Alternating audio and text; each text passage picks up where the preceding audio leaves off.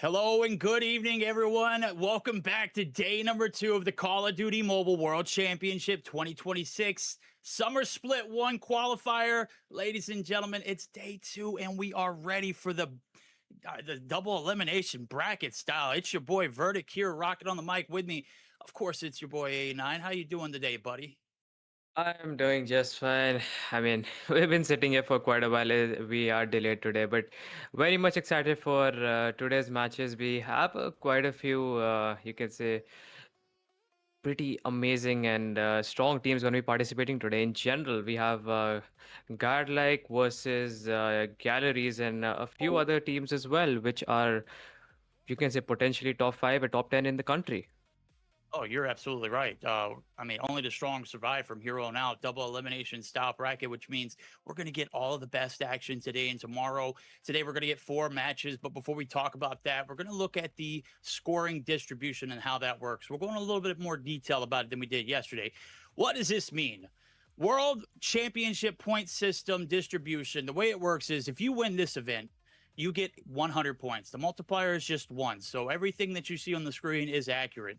The way this will progress throughout the event is the second tournament, we have the second split will be a multiplier of 1.25 and so on and so forth. So if you win first today or this weekend, you get 100 points. Second will award you 80, 65 for third and fourth, and so on and so forth, all the way down to that 65 to 128, which we didn't even have that many teams. So we don't have to worry about any of those points and how that reflects. But just to kind of go into a little bit more detail, I know I'm an auditory and a visual learner. I think that's the way you say that.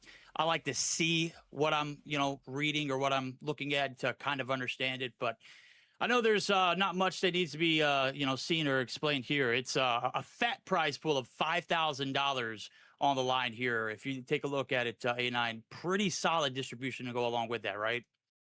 Absolutely. 2500 for the winners team, then we have 1250 for the runner first runner up, then we have 750 for the second, and we also have a prize pool for the fourth position. That's going to be $500.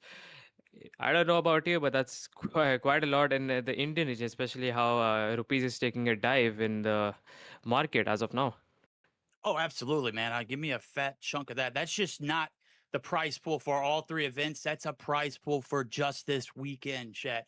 Just imagine how much richer you could be if you were just good at Call of Duty Mobile. I'm sure it's a lot harder, said than done, but these guys have been doing it for a long time now. As we get geared up for our schedule, it's going to be coming up on our screen. You mentioned one of the matches that we could potentially see. First one, well, I'm sorry. Schedule is that's actually the schedule for the tournaments that I was just talking about. My bad, guys. Qualifiers start on Friday. Double elimination stop bracket rolls into Saturday, and Sunday is when you will get your winners finals, your losers finals, and as well as your grand finals. And you can check and keep up with all of this information at playmobile.gg. If you have any questions or concerns about a bracket or why it's taking us a little bit later, to start, it's because we have back end issues of teams getting disqualified or forfeited, whatever the case may be. And then we have to reshuffle the bracket. And that takes a little bit of time. But nonetheless, action will be here momentarily. I know tomorrow is going to be a lot smoother as we get geared up for what is going to be a polished grand final Sunday, as the points are going to be, thrown out left and right here as you're expecting your favorite teams to win. We're going to be seeing some of your favorite teams tonight. I know there's rumors that, you mentioned it and everybody else has mentioned it and everybody's talking about it on Twitter. Our second matchup of the night is going to be Godlike and Galores potentially, right? How big is that?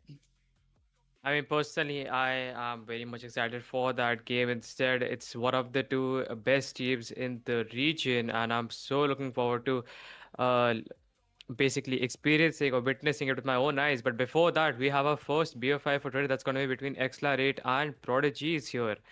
So I know you know about Xlarate, Vodek, but have you heard about Prodigies in our region? Have you seen them play at any time in the past? I don't think I need an introduction to Accelerate, but I think I will need a little bit of elaboration on who this Prodigy's roster is.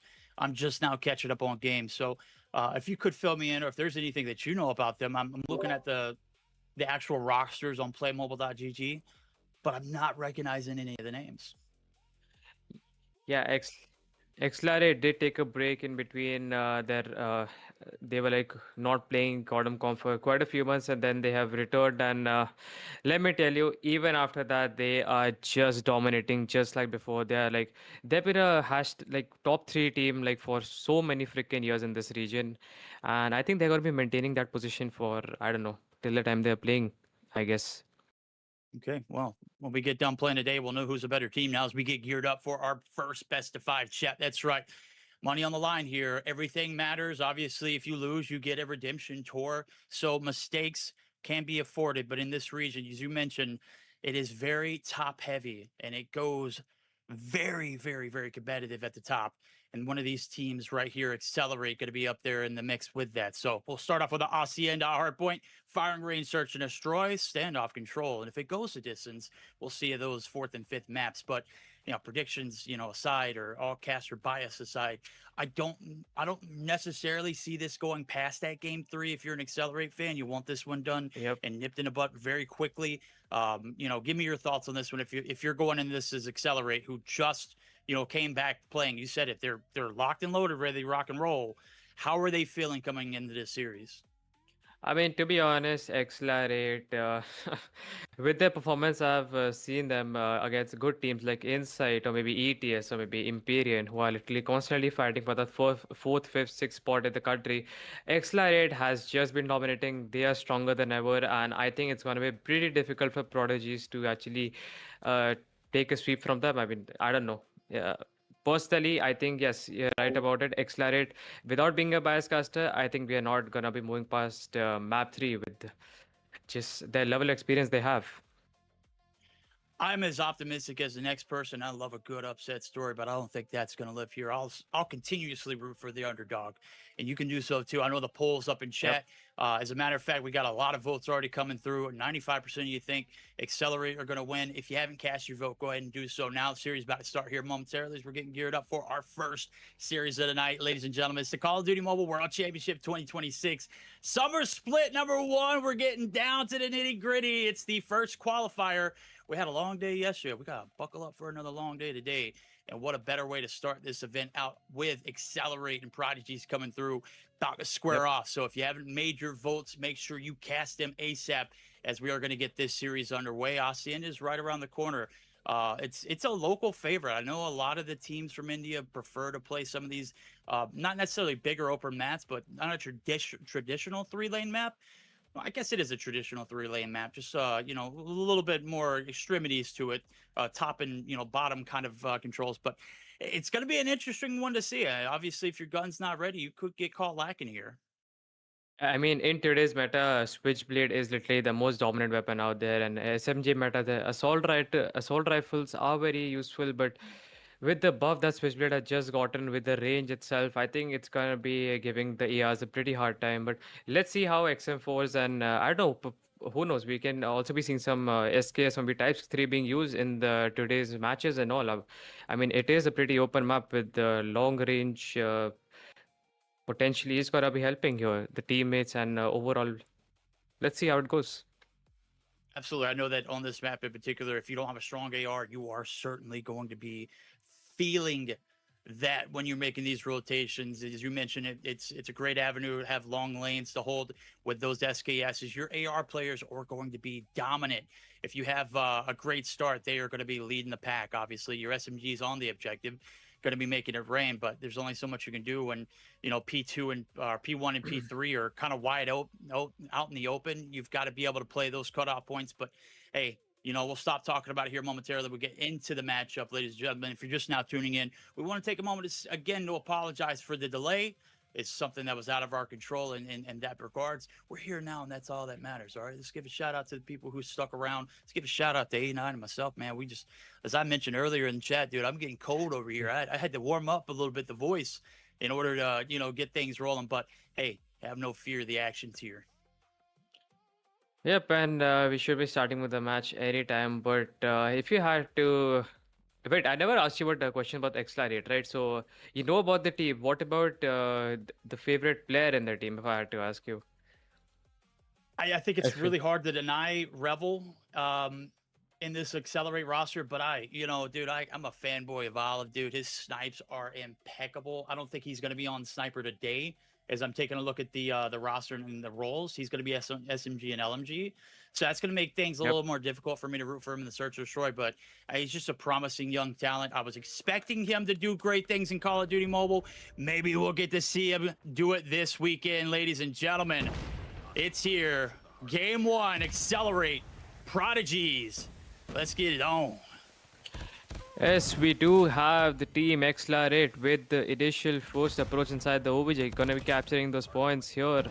From the very beginning, we have Random on the open top doing his best here, taking out the players from the team of Prodigies one by one. They're gonna be make that approach inside the OBJ. Not the best move here, as we have A block patiently waiting for the players to approach. Basically, having that spawn knowledge, he knows where the players of Accelerate are. Just gotta be getting that score back to equal and potentially getting us out of the lead. But what do you think, Verdict, here? Inside the first object, I think it's pretty much, you could say, the control is from the ERs, because they do actually clear the first object, and it is a bloodbath, to be honest. No, yeah, that's exactly what I was mentioning. P1 and P3 wide out open. If you don't have a good AR that's locked and loaded here early on, you are going to be in a world of doom. Now, the SMG is going to get a chance to thrive here. A lot of smokes on that P1 too, so if you're not getting a good vantage point, if you're not being able to shoot through it, you're going to have a little bit of problems. And right now, the rotation's looking like it might be one here as it's a 2v2. Big gunfight there for G-Shot. It's going to be pretty much solidifying that opener. And now it's the first wave coming through. G-Shots is on a tear. Finally gets taken down, but the trophy's not going to save him. Maybe a little bit of a break coming through as Pred does take down one. However, it's Rebel and crew. They're there, and of course he gets shut down. A break has come. Yep, we do get to see the team of Prodigies getting that retake on that second OBJ. They do have the rock sponge, which is going to give them that advantage as well. Only 2 entry points are there for the team of Excite. We do see quite a rotation coming in as well from Olive. It is. He does go for that backstab, finds one. Can he get a second? Yes, he is able to. Tries to go for the third, but is going to get shot down from behind. The spawns aren't going to be switched here. This is a money hill in general, so getting a retake is possible, but not the easiest. And I think smokes would be a great maybe a great utility to use here if they want to make an approach from the driveway itself, blocking the vision for the team of Prodigies.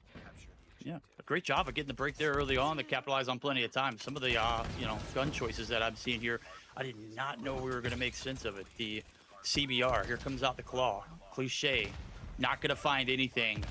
Prodigies might have had a bank there break onto the P2 site. They have a little bit of a lead now as it does look like it's getting spicy and mixy here in P3. The fence side's not locked down yet in yellow. Blue still racking it up. Olive now going to go ahead and pop the claw. Is able to find some shots on one. Gets a confirmation kill. And here comes the push yet again from the boys of Prodigies. They are continue to go, but it is still a feat of blue and yellow that's going to light it up. It is going to be Accelerate who's going to have the advantage.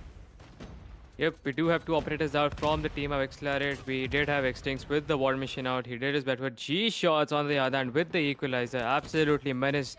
Literally taking out the players from the team of Prodigies one by one, getting that advantage inside the OBJ, making sure his teammates do have the control here. Gonna be playing a hand. Look at Revel over there. Absolutely insane here. Triple. Oh and he's God. still going on that glitch. A quad feed comes in by him. We have 2 Hunter Killer kills coming in from Extinct and shots from the team of Accelerate. And we are already moving to the 4th OBJ with the team of Accelerate still inside the lead. Accelerate. Taking a lead, not even looking in the rearview mirror. Double kill coming through as the Predator locks it in. Revel on 24 through the first set of hills is going beast mode. Death Machine with plenty in the chamber. He's looking for more. Mowing them down. They can't even get to the midway point here to contest. Finally, a plethora of kills comes through in blue.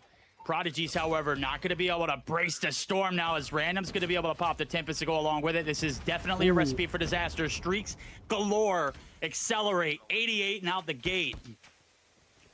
Yep, the 100-point mark has been achieved by the team of Accelerate. Random went absolutely huge over there with the Tempest. Again, takes off 4 players and a 5th as well. We still see it in his hands. He gets another kill onto goal over there. Olive gets a 2, and we are just in 5 seconds. We are already done with the first round of hard points. Moving back to the first, where Accelerate more than double the points ahead as of now. As of now, that's right. Second set of hills. Time tells everything as this game's progressed. Accelerate have aged like fine wine. So has Rebel. Man, those shots is beautiful, buddy. Contest gonna come through for the side of Prodigies momentarily, but man, you got to find an answer for Revel. You got to do it quick. When your SMG guy's doing everything he can and you don't have an answer for it, that is a problem. AR's not locking in either now as we take a look. 20 seconds in, Accelerate still continue to press the agenda. 50+ point lead, make it 60 now as I'm trying to do math. Got to get everything here if you're Prodigies if you want to make this comeback happen. Absolutely. With 25 seconds remaining, we have Brock here, attempts to get that kill, but that's not going to be happening. We do see the feed being completely yellow, and that's a complete wipeout coming in from the team of Xlaret, and they are in business. They have a complete control, and in just about 10 seconds, we should be seeing early rotations from both the sides. We have two of the players from both the teams here going head to head, and Aimblock does take that auto Rebel here. He wins that gunfight, does get that control of that second OBJ, and Team Xlaret in going to be a tough position here. They need to be getting this retake. The last time around, I think Prodigies like they did give them a very tough time here. They won't let them actually get inside the OBJ at all. We have a death machine out as well in the hands of Broke over there. Huge kill comes in on G shots, and Aimblock with the equalizer, also taking down 3 players at the same time with Olive with a response of his own with the claw. Not much value to be seen. Okay, this is huge. 4v3 going in here with the operators rotating into this P2 objective. It's a money hill, and I mean the blue feed and the stack of the operators and everything that's happened. Prodigies have gotten a majority of this early set. The break is finally going to come through. Cliche, last man alive is going to be out. Still 2 operators to deal with if they want to press this last 20 seconds. Random's going to go ahead and opt to pop his as well. G-Shot's doing a lot of damage there into the secret site. And well, hey, the last 15 seconds to scrap for it does look like they're going to tuck the tails and start to head to new. As you can see, rotation's already being made here for Prodigies. We'll see if it pays off yet again now, as they've only got 1 operator left here to hold this objective. Yep, we do have almost a 100-point lead coming in from the team of Xlaret. We do have Cliche here from the team of Prodigies with the early rotation inside the 3rd hill. He does have a claw ready. Let's see if he's going to pop that any second now. He should be getting some sort of value here with Ryoko, also with the War Machine here. A huge kill off his top over there. Auto Oliver is going to get shut down from behind. A Rebel with playing that spoiler here from the backstab here is going to shut down 2 players, and let's see if he would be getting some more value out of that live angel, because X-Stings on the other hand with that XM4 pre-fire is just taking down the players one by one as well. Look at that, absolutely huge. He's still going, he's not stopping, and Xlaret literally reaching for that 200-point mark. Oh yeah, they're going to get it too.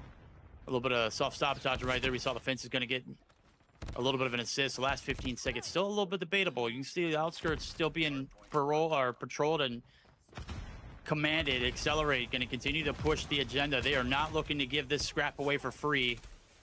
Prodigy struggling to get anything rolling now. Kills starting to finally come through in yellow. That's going to be enough for the last little bit of trickle time. 199 to 106 as we get geared up for the P4. Be a miracle if we see a comeback happen here, but it is possible. Rock is certainly one of those objectives that can be held down for a long time. You just got to get the power objective or the power spots locked in. And so far, so good for the side of Prodigies. But hey, here comes Olive, SMG in hand. Gets the break single-handedly, and here comes the boys of Accelerate. You're right, completely having that control of the 4th OBJ. We do have Imlock Pinky made approach, and Extinks wouldn't be able to confirm that kill with the War Machine. A hit marker is not going to do it for him, and we have complete control inside the 4th OBJ by the team of Prodigies, having getting that retake instead. We have Cliche fighting the 2 inside of the garage here near the podium. 127 to 208. The team of Prodigies attempting to make this comeback, but I am not so sure, as Olive has just popped his claw, and wait, no value out of it. He is gonna get shut down with a claw of the team of Prodigy in general. What is going on? G-Shots. I don't. He slipped the net. I don't know how the call didn't come through. It doesn't matter. The break could have been everything there, but unfortunately for G-Shots, he's going to fall. Contest not going to come through. Lead still in the very much hands of Accelerate. They're going to play P1 to aggression through the smoke. Ghoul now trying to make something happen as he hops on down, gets the heady taken care of, but Accelerate continuing to lock up points. Prodigies still getting a little scrappy here in the P1 side. Anything can happen with 40 seconds left to go. Plenty of time to close this out if you're Accelerate. Smokes go down, the vision is completely locked. This is a good time for both the teams' SMGs to go huge at the moment here inside the OBJ, because those players are going to be basically fighting their very best inside the first OBJ, trying to get that advantage for the team in general here. Prodigy is still attempting for this comeback, but Accelerate just need 18 more points to close off this first match inside of this BO5 series. With 10 more seconds remaining inside this first hill, we should be moving back to the second, where we do have early rotations coming in from the two players from the team of Accelerate. And we have Rebel with the Death Machine. Here we go. He's getting the saddle up for new. Getting there early. 8 seconds needed versus 90 on the flip side of things. Rebel says you must pass him. He's going to get shut down. A big kill. Opening up the hill. It's a 1v1. Make it a plethora of numbers. Accelerate. Should be able to close it out here, ladies and gentlemen. Game number one, 250 to 160. Accelerate. Put their feet on the gas pedal and put this one away before that comeback had ever come through. Prodigy is a hell of a bout, though. We got to give them credit where credit is due. Obviously, we're not going to praise them because they didn't win, but we're going to give them some hype. We're going to give them a little bit of, hype just because of, how hard they had to fight to get back into that one. Just putting themselves in a bad situation on that third set of hills, giving up a lot, too much time there on the P1. So early rotation made. Revel gets taken down. It was murder she wrote from there. Yep. Talking about the team of prodigies, I was completely amazed with the level of performance they showed us in the PA2, actually having that complete control and not letting the team of Accelerate get a single chance of getting inside the OBJ, at least in the round one of the hard points. Maybe in the later round, we did see Accelerate actually getting that level of confidence, and you could say their coordination was there. They had a perfect control, which the team of prodigies weren't able to break. So I think getting that lead was, I think it was a lot of pressure on the team of prodigies in general. No, I completely agree. Pressure is one of those things that good teams will put on you. And obviously, we started to see Accelerate progressively get better throughout this game. It started a bit rocky, a little bit of a lead for Prodigies. They had a little kick in their step off the first maybe 2 or 3 hills, and then things started to saddle up, and Revel just came through. I mean, you take a look at it, we saw multiple kill feeds for him. He was a walking 3-piece hit points. Man was gunning 45 and 32 with a minute 23 on the clock, highest impact in the map, along with Extinct, who was right there with him. But Olive, my heart and soul, buddy, a lot of love for that guy. 41-30, he balled out too. Yep, almost all the players from the team side almost has that 40 kill here. Yes, I think it was a pretty much, you can say, teamwork. None of the players actually overperformed. It was all teamwork and team effort, and that is what matters in today's meta here. 250 to 160, not a bad score here, at least for the team of Prodigies, but I am sure they could do better in the upcoming game modes. That is going to be SAD right now after this match. Yeah, they're giving us a little bit of life there, a little bit of hope. I know that we were talking about the S&D. Let's go ahead and show it up on the screen. Best five is going to lead us where exactly? I believe it's firing range, but I could use a little refresher course now as we take a look at the best vibe. Obviously, we'll be heading to firing range second. Standoff control for game 3, and I'm begging for game 4s and 5. Not quite sure if we'll get there. If it, series tell you how things are going. It was a close hard point. Wasn't anything easy about that one. It was all earn. Accelerate definitely made their money there. Takeoff for the hard Yep. point for game 4, and Tunisia for search and destroy game 5. If it does go to distance. Dude, Accelerate and SND. I mean, I don't know about Prodigies, but Accelerate is a pretty strong team, especially like Olive is going to be sniping, or maybe it's going to be random. I'm not so sure. Maybe they have changed It's a few random. weapon roles.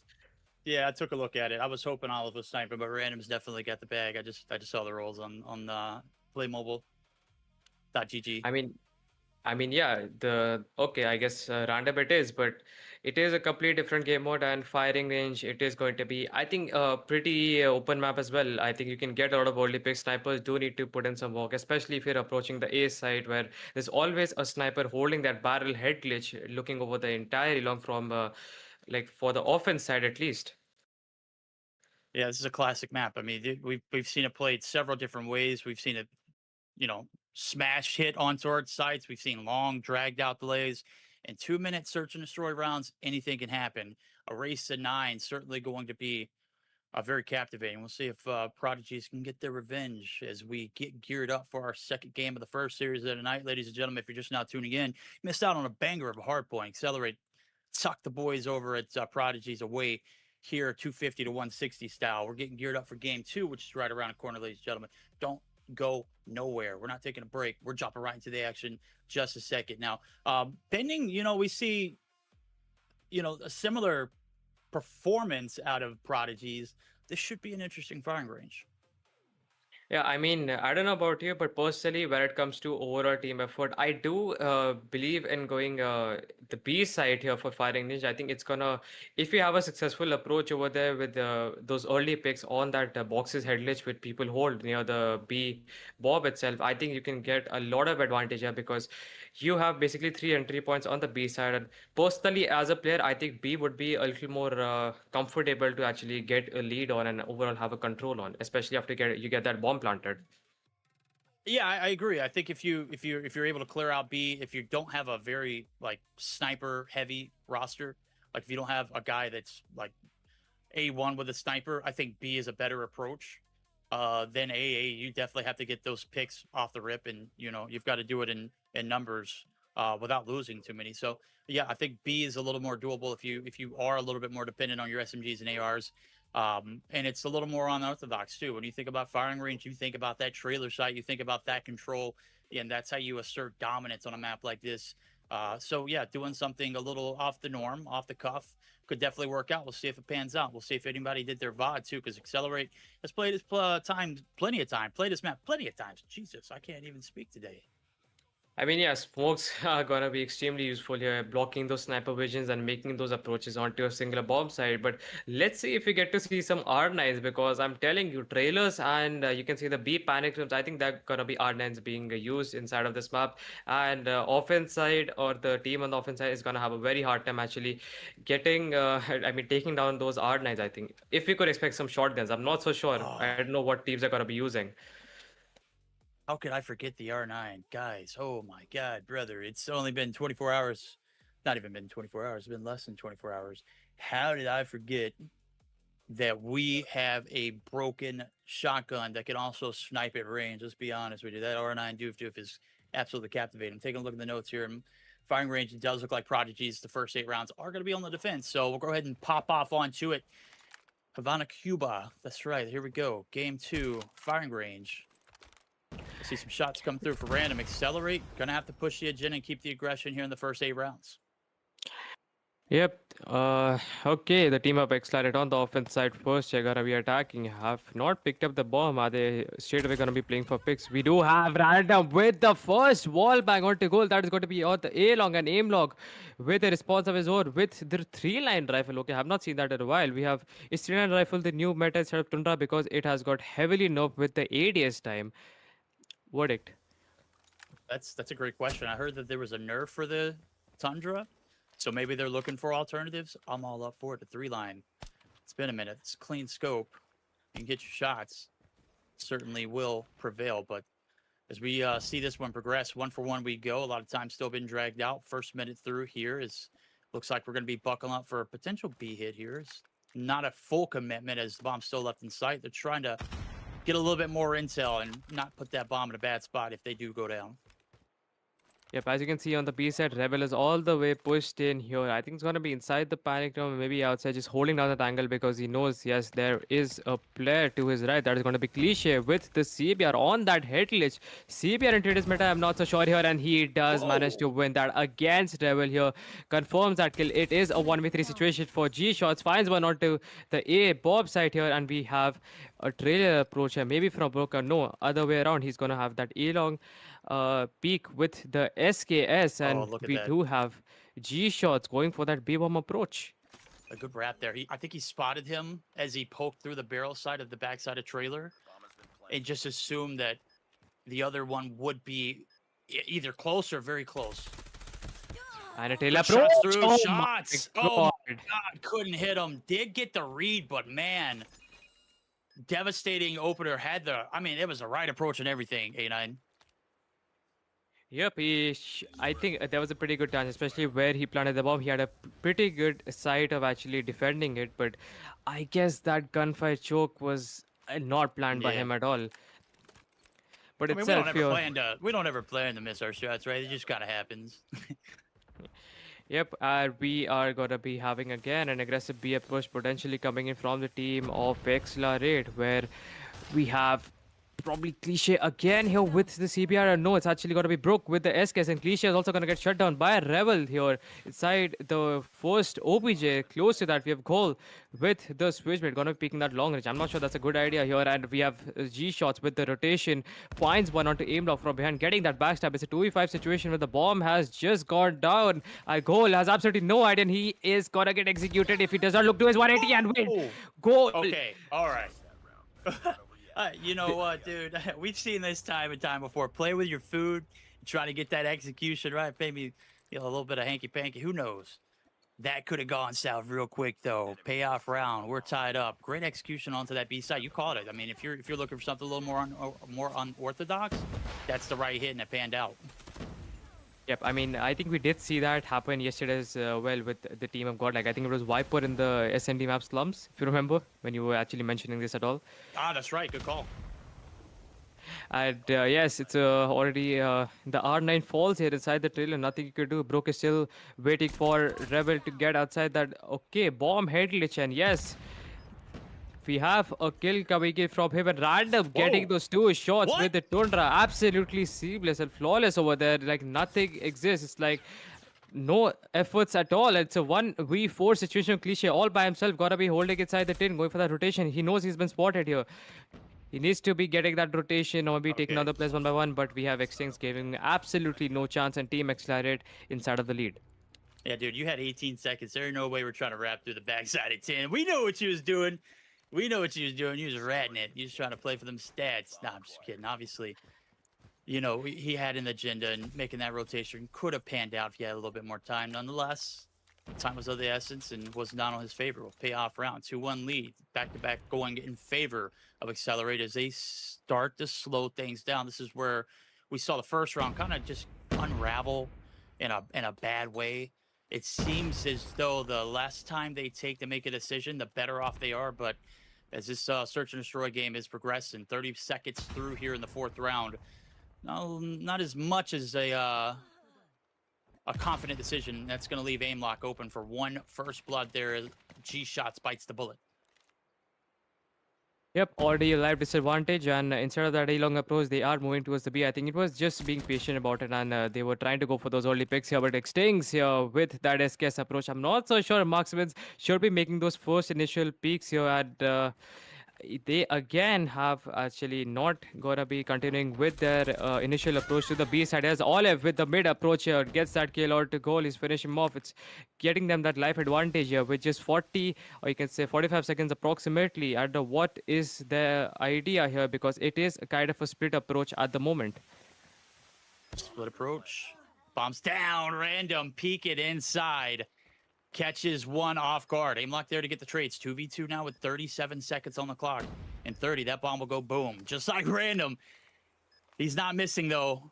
Looking for the last one. Where is he at? He's coming from the B side. Throws a shoulder. Gets one. Brook able to find the first in the 1v2. Gets caught lacking there on the transition. And one lurk and wasn't anticipating that one. That's going to be 3 rounds in a row in favor of Accelerate. Slow and steady or quick to push, it doesn't matter. They've seen to do it both. Yep, 3-1, 2 rounds ahead, the team of Accelerate on the offensive side, and we should be seeing a trailer approach coming in. As Olive already taken out goal here. Ryoku with the change of the weapons here. Instead of R9, he takes out his HS, finds the 2 here, clears the trailer from the team of Accelerate. It is a 3v3 situation as of now, and we have a rotation coming in all the way from Cliche from the jungle itself, attempting for that backstab to be happening, but we have change of minds here, but Cliche fighting one, can he get a second? Lands a few shots.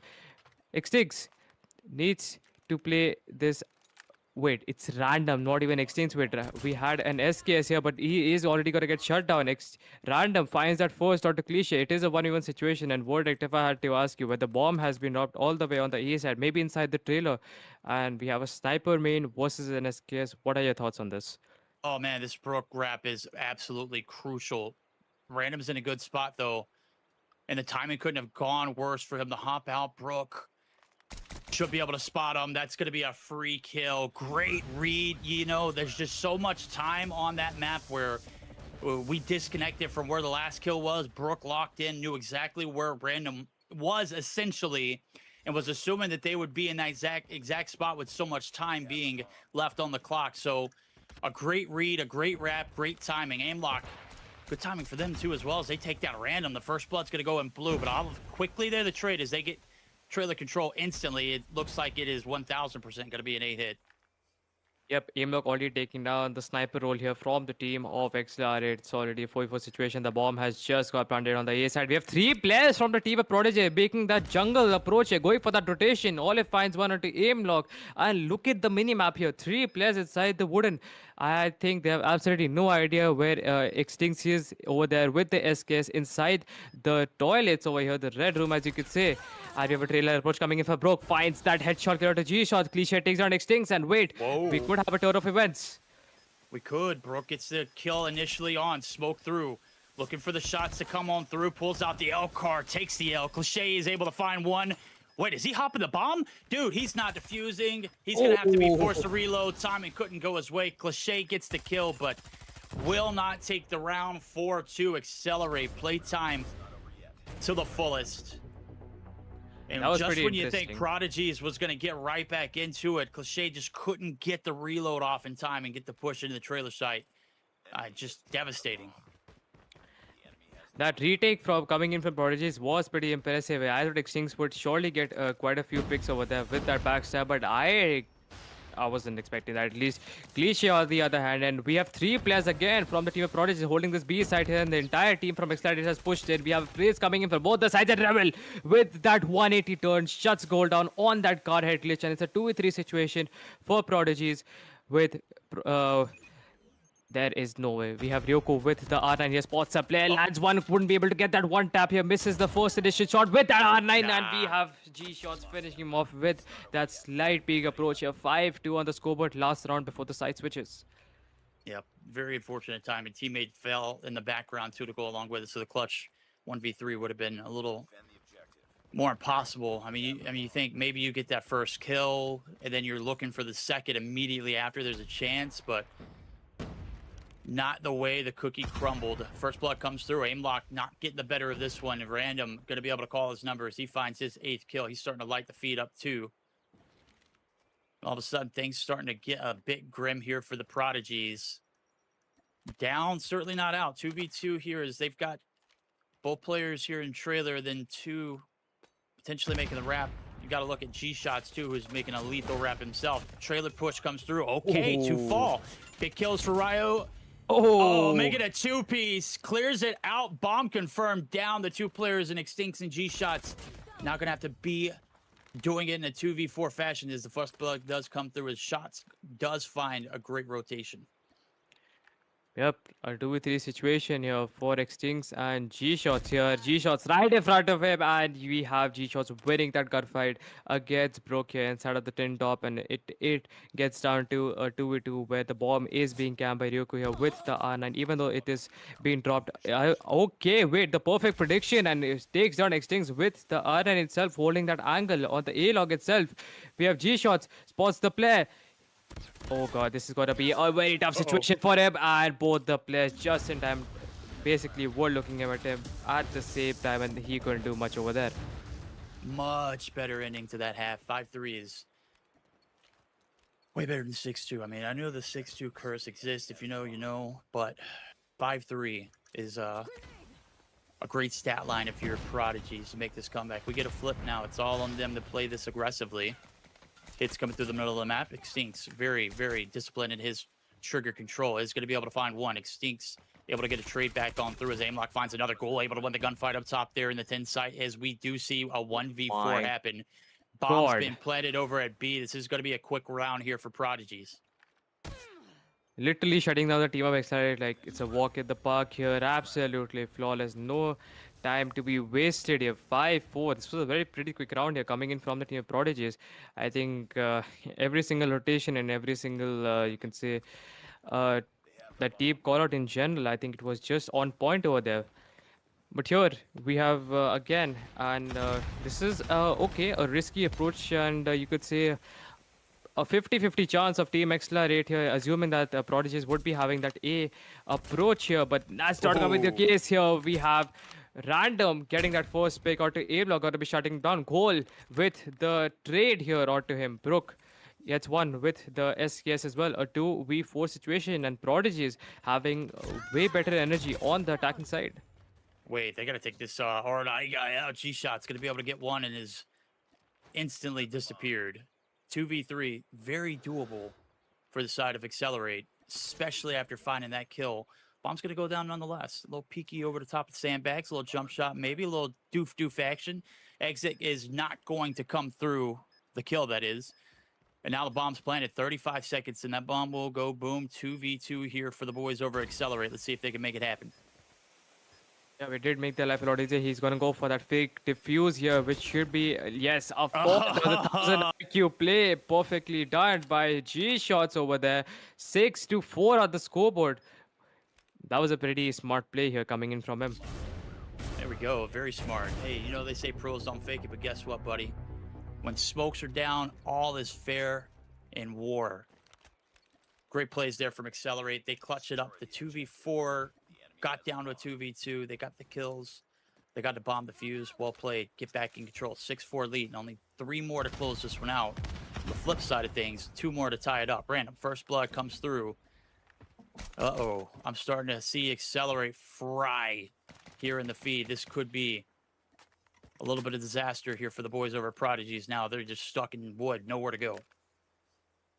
Yep, 6-4 on the scoreboard. We already have a live disadvantage as of now for the team of Prodigies, and they are just playing for picks where they're waiting for Aimlock to actually get some value here with his sniper so that they could have a successful approach onto a singular bomb site. But I don't think that's going to be happening here. As team of Accelerate, they are just holding down angles that they are not really into this peaking game as of now. I mean, we can expect some shots coming in from Random, but I guess he is also just focused on playing safe. I look at Extinct and holding this first OBJ, that angle that he's basically decided to keep with the SKS. I'm not so sure. Maybe a shotgun would be a better option there. What do you think?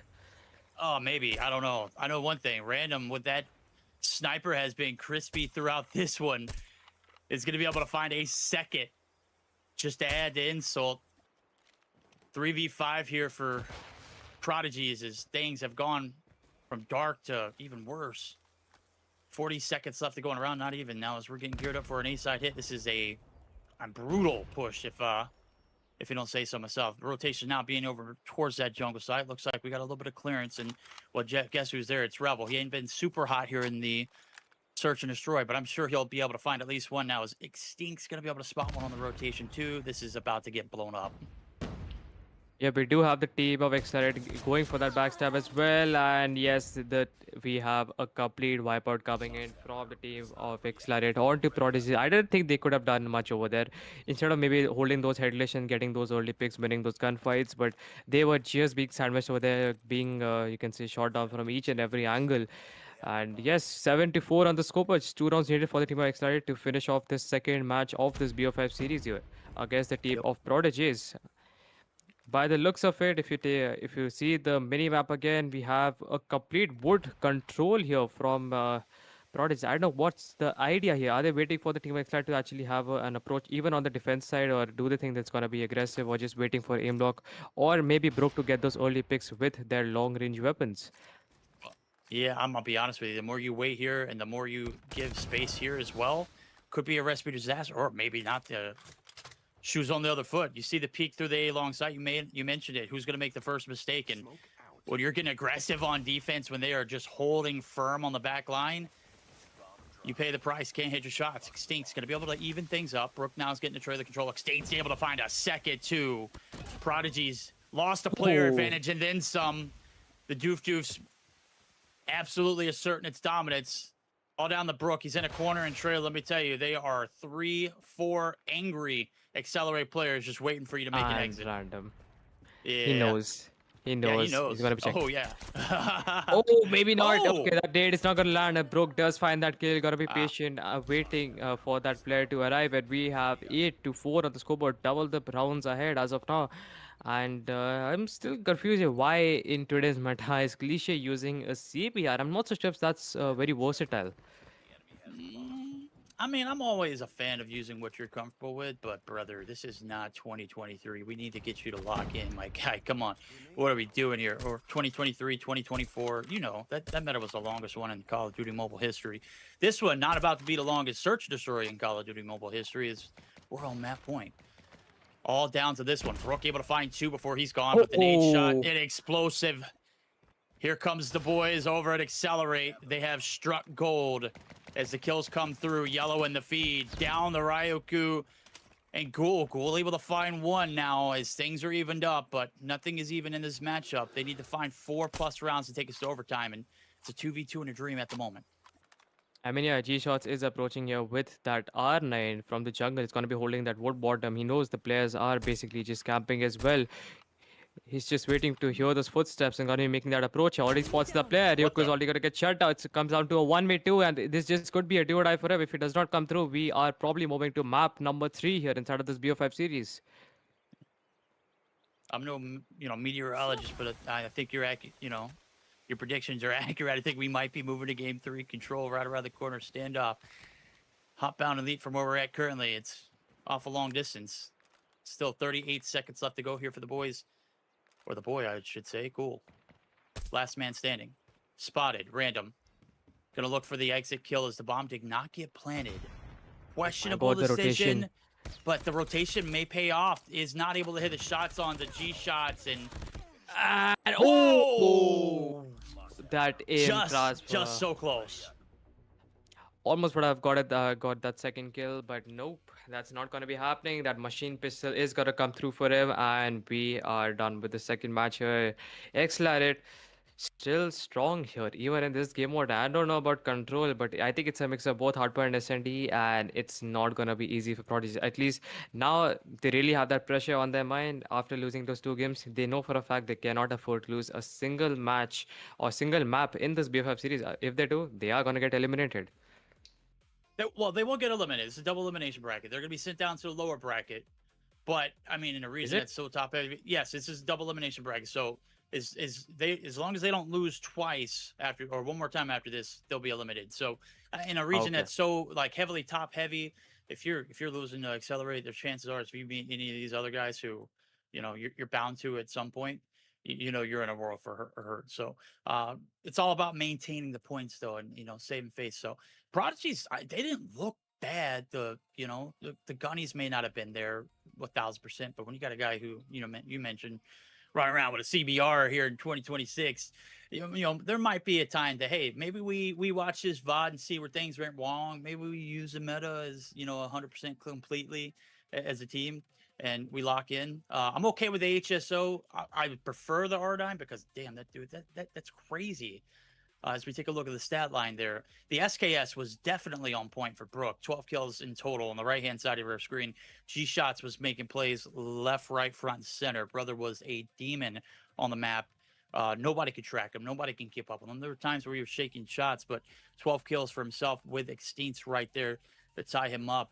This one went down as a W for Accelerate, but it was a lot closer than the scoreline, says. I mean, yeah, the rotations which G Shots had with the Switchblade, no matter what happens to his team, he will always just take down the players here from the team of Prodigies. He's not afraid of anything. He is just going to do his part in the team. We did also have Random getting those initial picks with the sniper. And yeah, this was a pretty, I would say, close to being a one-sided game here for the team of Accelerate. And let me just tell you here, for Prodigies, you just mentioned that this is going to be a double elimination, and the next BO5 series we have is gonna be, should I reveal it or should we wait? I mean, What do you think? we definitely. I mean, the people already know. People already know what they want. They're already talking about. Oh, Viper didn't upload a video. He's not going to get a buff. They're not going to win this series. I'm already seeing in chat. They already kind of have an idea. If you're following along at home, just like I am, playmobile.gg. You can tell which series we're talking about because it's inevitable. The two biggest titans here in all of India, the number one team from India versus the potential runner up front runner, maybe second team in India. They're not from India, but they're participating, they're playing, competing. So got to show them some love. I know they're going against the best of the best, but a little bit more about that series later. Right now, let's focus on this standoff control because it is 1,000% guaranteed. Nothing beyond this is. We will not see takeoff or Tunisia if Prodigies can't get their act together. Yep, I mean, stand of control, a very OG map, and with the experience the players of Xlariat have, I don't think it's prodigies are. I mean, it's extremely tough to say here, especially those A or B sides here. That A side is basically the graveyard, and B is near the boxes here, where you basically take a look at the bomb side. If this would be an SND, but no. Personally, if I had to ask you, verdict, what is the play? What is the right play to make in this standoff map here in general when it comes to the game mode of control? You have any idea at all? Yeah, I do. On offensive pushes, you got to keep the presence at a back alley. You allow someone to manipulate spawns on the back alley site and play the backside of Delhi. You're gonna get spawn trapped. That's it. It's an all out pinch approach. If you're playing the defense, I mean it's a little harder to spawn trap, but as long as you keep people out of the back gas station and P2 area, you should be fairly clean. Objectives are extremely hard to capture on towards that box side of things, but it's an all out approach as well on towards the A side of things too. So you got to counter kills as well as play the hill. You can't just go for an all-out gauntlet of team deathmatch. It's got to be a combination of the two, where you're not completely focused on the objective, but you are putting your foot on it at every chance you get to. I mean, yeah, I think weapon rolls are also gonna be really gonna matter in this match going in. I think shotguns are gonna be used, especially it is Oh yeah. kind of a close range map in terms of we will have a lot of close quarters, and I think those R9s could go absolutely huge. And yes, I think you're absolutely right having that back alley approach and getting those spawns up in. But the question is which team is gonna get spawn trap with the performance we're seeing. I think it's gonna be prodigies. I think it's a little bit difficult for them to actually spawn trap accelerate. What do you think? I think you're absolutely right. Well, predictions all aside, let's go ahead and hop into the action. Let's find out. Quick little hit over towards this back alley side. Rebel already trying to push the agenda there. Does find one. I don't know if he got the call out for the rest. Rebel is in no man's land. Two players on the backside. I said that market area needs to be clear if you're the defense. And, well, this is what the spawn trap could look like if you don't have it, as aim lock has cleared them out. Now, they don't quite necessarily know where they're going to be spawning at because there was so much pressure. That's why they popped up and dropped them almost instantly. So it's a little harder to spawn trap here on the defensive side of things. Certainly possible, but everything's back to calm, cool, and ready now.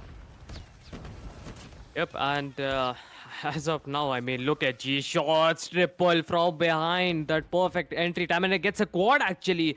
1v4 over there, all by himself, and already attempting for that spot trap on that spot tag head glitch. Our goal wins that. He still wins that. I mean, it's on that head glitch, and he's still able to shut him down. And Brook with the, you could say, a slow peak here is still not gonna be able to trace him. The team of Xlariat itself with 20 seconds remaining, with no progress on either of the objectives here. Random with the sniper, basically pre-aiming. Oh, checking that Delhi again and again. He is not going to be letting anyone push from that yellow house instead, with 5 seconds left approximately, and no hope is being given to the team of prodigies. Yeah, this is what I was mentioning. You got to get that back alley presence cleared, and then you've got to play the objective as much as you can, because you see this is 15-13, and we weren't able to extend the game at all because all of the pressure that Accelerate was pushing on towards that backside deli to put in that spawn trap kept them in a blender for long enough to keep them off the objective. So when you're trying to fight for map control versus having it and establishing dominance, you can see that objective is a lot harder to play off the rip. Now, as I talk about that, Extincts now finds 2 in the feed as well. That's a four piece for none. Objective being played by Rebel to go along with it. This is exactly what you want to see. They get perfect back alley penetration as well as a little bit of objective. And look at that, a lot going a long ways. I mean, the live difference with the start of the start was the feed was completely blue. The Accelerate getting those first leadership picks, and Extincts already having his war machine popped out itself. Already getting those 2 picks early on, 77-17, a 10 life advantage with Extincts. Also with his Tempest is also going to be another problem that the team of Prodigies are going to have to be facing here, with B side already captured 2/3 of the way, as Sabe with the A side. Actually, I have no words because we just already might be Yep, already captured the A side. B is about to be as well with 2 minutes and 13 seconds left on the clock itself and double the lives here. What do you think, Woody? Can we expect some clutch coming in from the side of Prodigies here as Aimlock is there with the equalizer? He needs to go Yeah. absolutely huge. Gets a 2, by the way. It's doable, but you don't have any room for error. You get one full wipe and you're done. 9v19 is the life count. 2 ticks of progress already locked in. You could play team deathmatch at this point. Well, with 2 minutes left on the Oh, clock, and the Pred that finds 3. You are certainly cooking. That's the benefits of starting off on that beast or on the defensive side is you get those operators and you're just able to stack the kills. One player left standing, gonna be needing a miracle, and I don't think they live here. Time's just going to be captured. That's going to be another unbusted. round. They're steamrolling at this point, A9. 2-0. Dude, Xlad is just not taking it easy on them, and I'm telling you, these players have done a lot of practice. They have done a lot of wards on this map itself.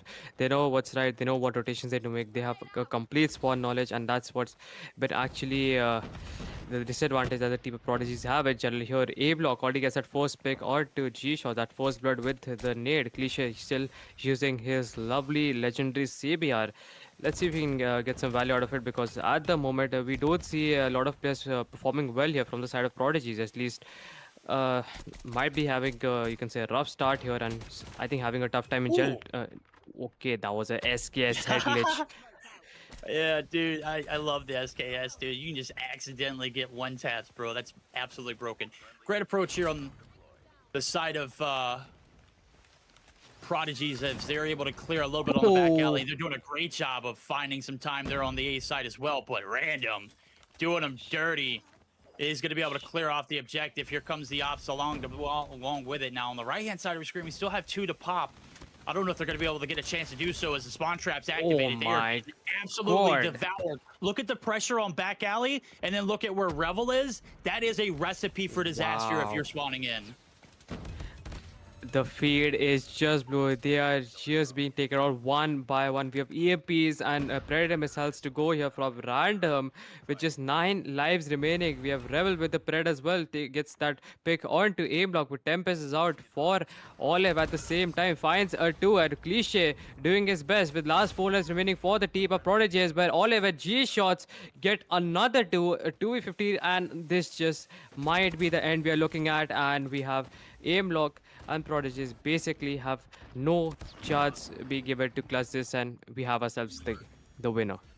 Yeah, this is a game mode that you're going to see newer teams struggle win 95% of the time. Hell, there are some Absolutely. teams, as Mihawk mentioned yesterday, like their biggest focus was on control because they had winning records and winning games against big teams in Search and Destroy, as well as Hardpoint. Their Hardpoint may not be perfection like some of the other teams, but their control was certainly neglected.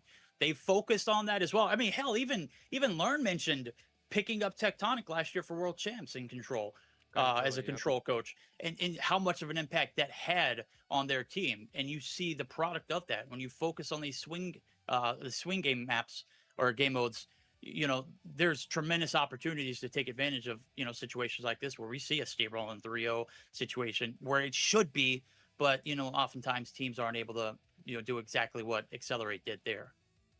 I mean, with the matches I've seen in terms of control, I think, right, you were saying that back alley approaches were very useful here from both the sides, the offense and defense. That gives you a good chance of attempting or you can backstabbing the players. You're going for those spawn trap attempts in general.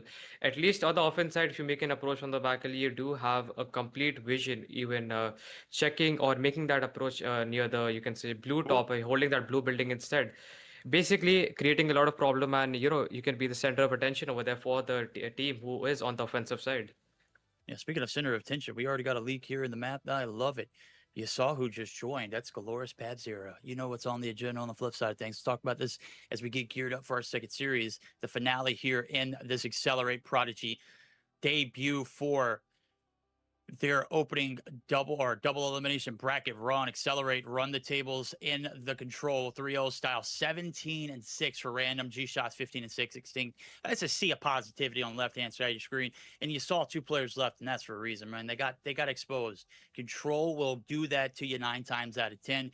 GG's, better luck next time to the guys over at Prodigies will get a chance to make their lower bracket run, but that is where their main broadcast journey ends and our next journey begins. A9, we're getting amped for what is going to be a banger. And when I say banger, I mean an absolute banger, a Yeah. certified banger. It's a battle in India that is going to just be, as Mihawk mentioned on Twitter, a start of a rivalry. Yep. And I guess I don't. The screen was one of the players joined from one of the teams. I think it did. We did have a pop up. I think everyone knows which match is going to be next, but we are not gonna give it up just yet. But we do want to see the MVP here from the team of Excited, because with the overall performance we got to see, it was pretty close with like all of the players. So I'm not really sure who would be the MVP from the team of Excited. Do you have any idea? Because it was pretty much, I would say, even here from all the five players. Yeah, I don't know who the MVP. Accelerates is the MVP. Maybe G Shots, or maybe who had a good search and destroy performance. I don't know how.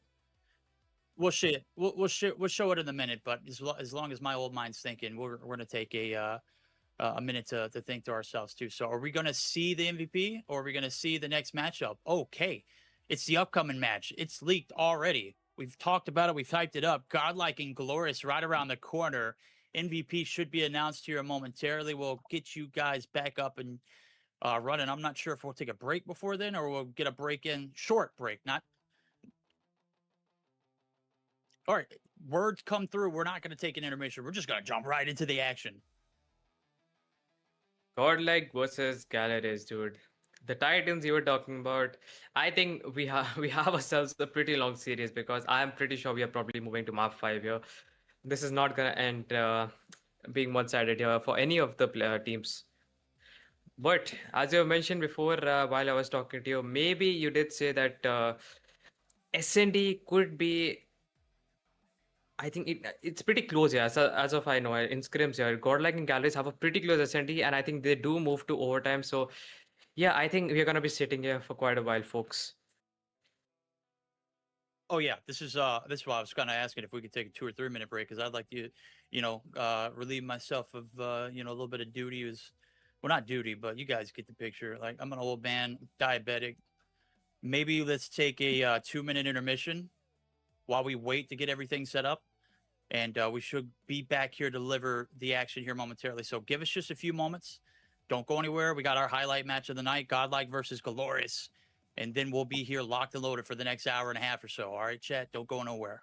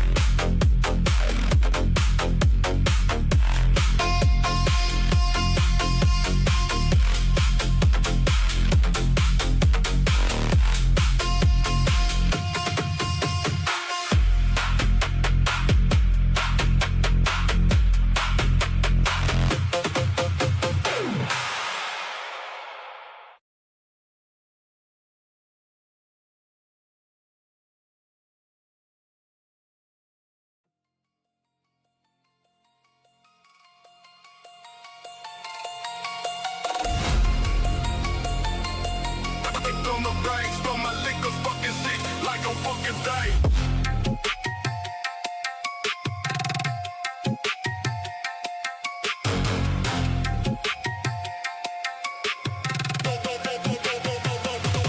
Now my bitch up.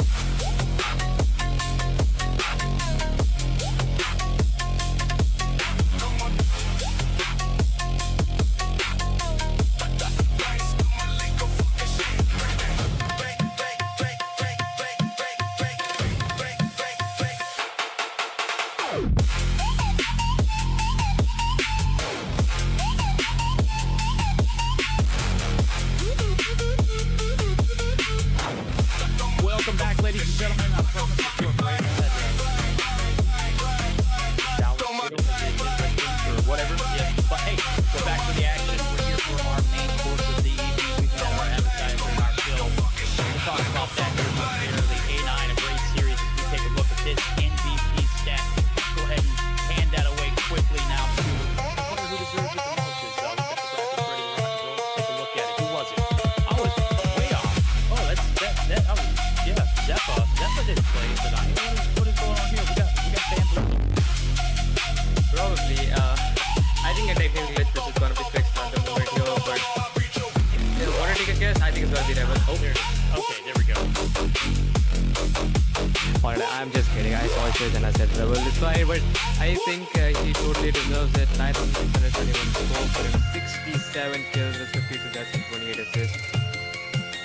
What a game! What a player it is! I mean, there it is here. From the team of Exploit. I mentioned it earlier. Yeah, who I thought was the best player in the lobby, and I love Olive, but you just can't deny Rebel, man. Runs the map rampant now, all throughout. I mean, you saw the spawn trap. They couldn't do anything. And they control very devastating ending to not a promising series, but one that was way more entertaining than what we saw from yesterday. Close rounds into search and destroy. The hard point, very intense at a moment. If we take a look at the head-to-head, Rebel takes the bag there. 51-61 for Cliche. Not going to be scuffed at, but obviously not going to Rebel himself. We didn't see a lot of Rebel gameplay actually while we were actually maintaining the entire, you can say, 3 matches. I think we only saw very little of Rebel instead, but it's completely fine. We do have Prodigy Cliche here, the CBR GOAT. He had to top of 52 and the entire team of Xlariat is gonna be there for the top fraggers here. Not surprised. What do you think, Motek? I mean, we're going to need an updated picture for Randy. What jersey is that? Is that Elite Titans? You ain't on the Elite Titans no more. You're over here with the big leagues, the big timers. Accelerate comes through, manhandling the set of prodigies. Well, I mean, I said G-Shots maybe. He was a very close second. 93-06 was his scoreline with 67 kills. Then Extinct's right there. So I was kind of in the ballpark. I knew Rebel popped off.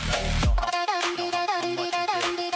Obviously, you mentioned it. We didn't see very much moving inside. So, GG's. Move on to new we go. Top 5 fraggers out the door. First series down and dusted as we get geared up. As I mentioned, we've had our appetizer. It is our main course time. And I'm sure it's well past dinner time where you guys are at. I'm sure you're settling down for a nice little cozy Saturday evening, ladies and gentlemen. Get geared up.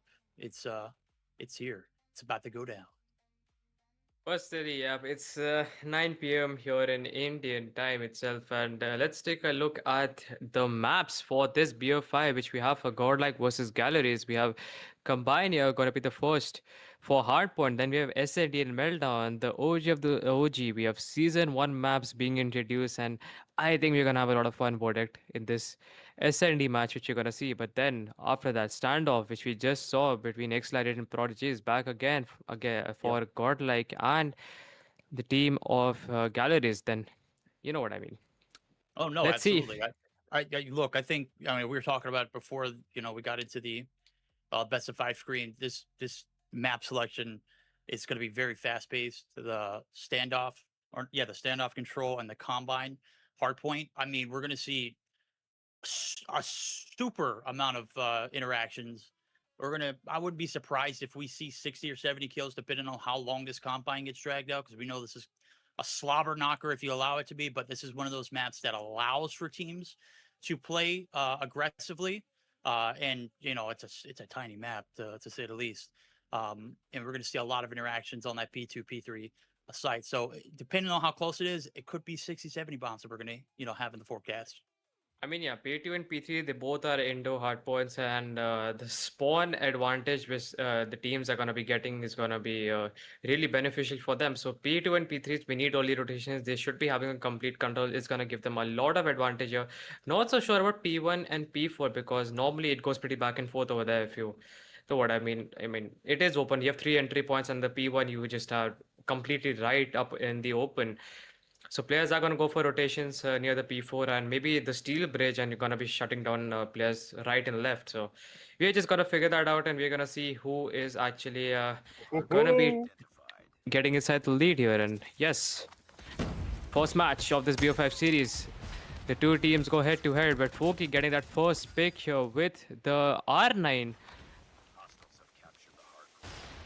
Yep, we got peeks at what could be a grand finals Sunday masterful match. We'll see if both teams get to the distance here in this series. Now, as things getting very dicey on the P1 side, Glory's going to be able to capture a little bit of time. Flip's going to come through for them as they're going to be able to maintain objective as well. They're doing great job so far playing both and getting the kills to go along with it. It is a very snappy P1.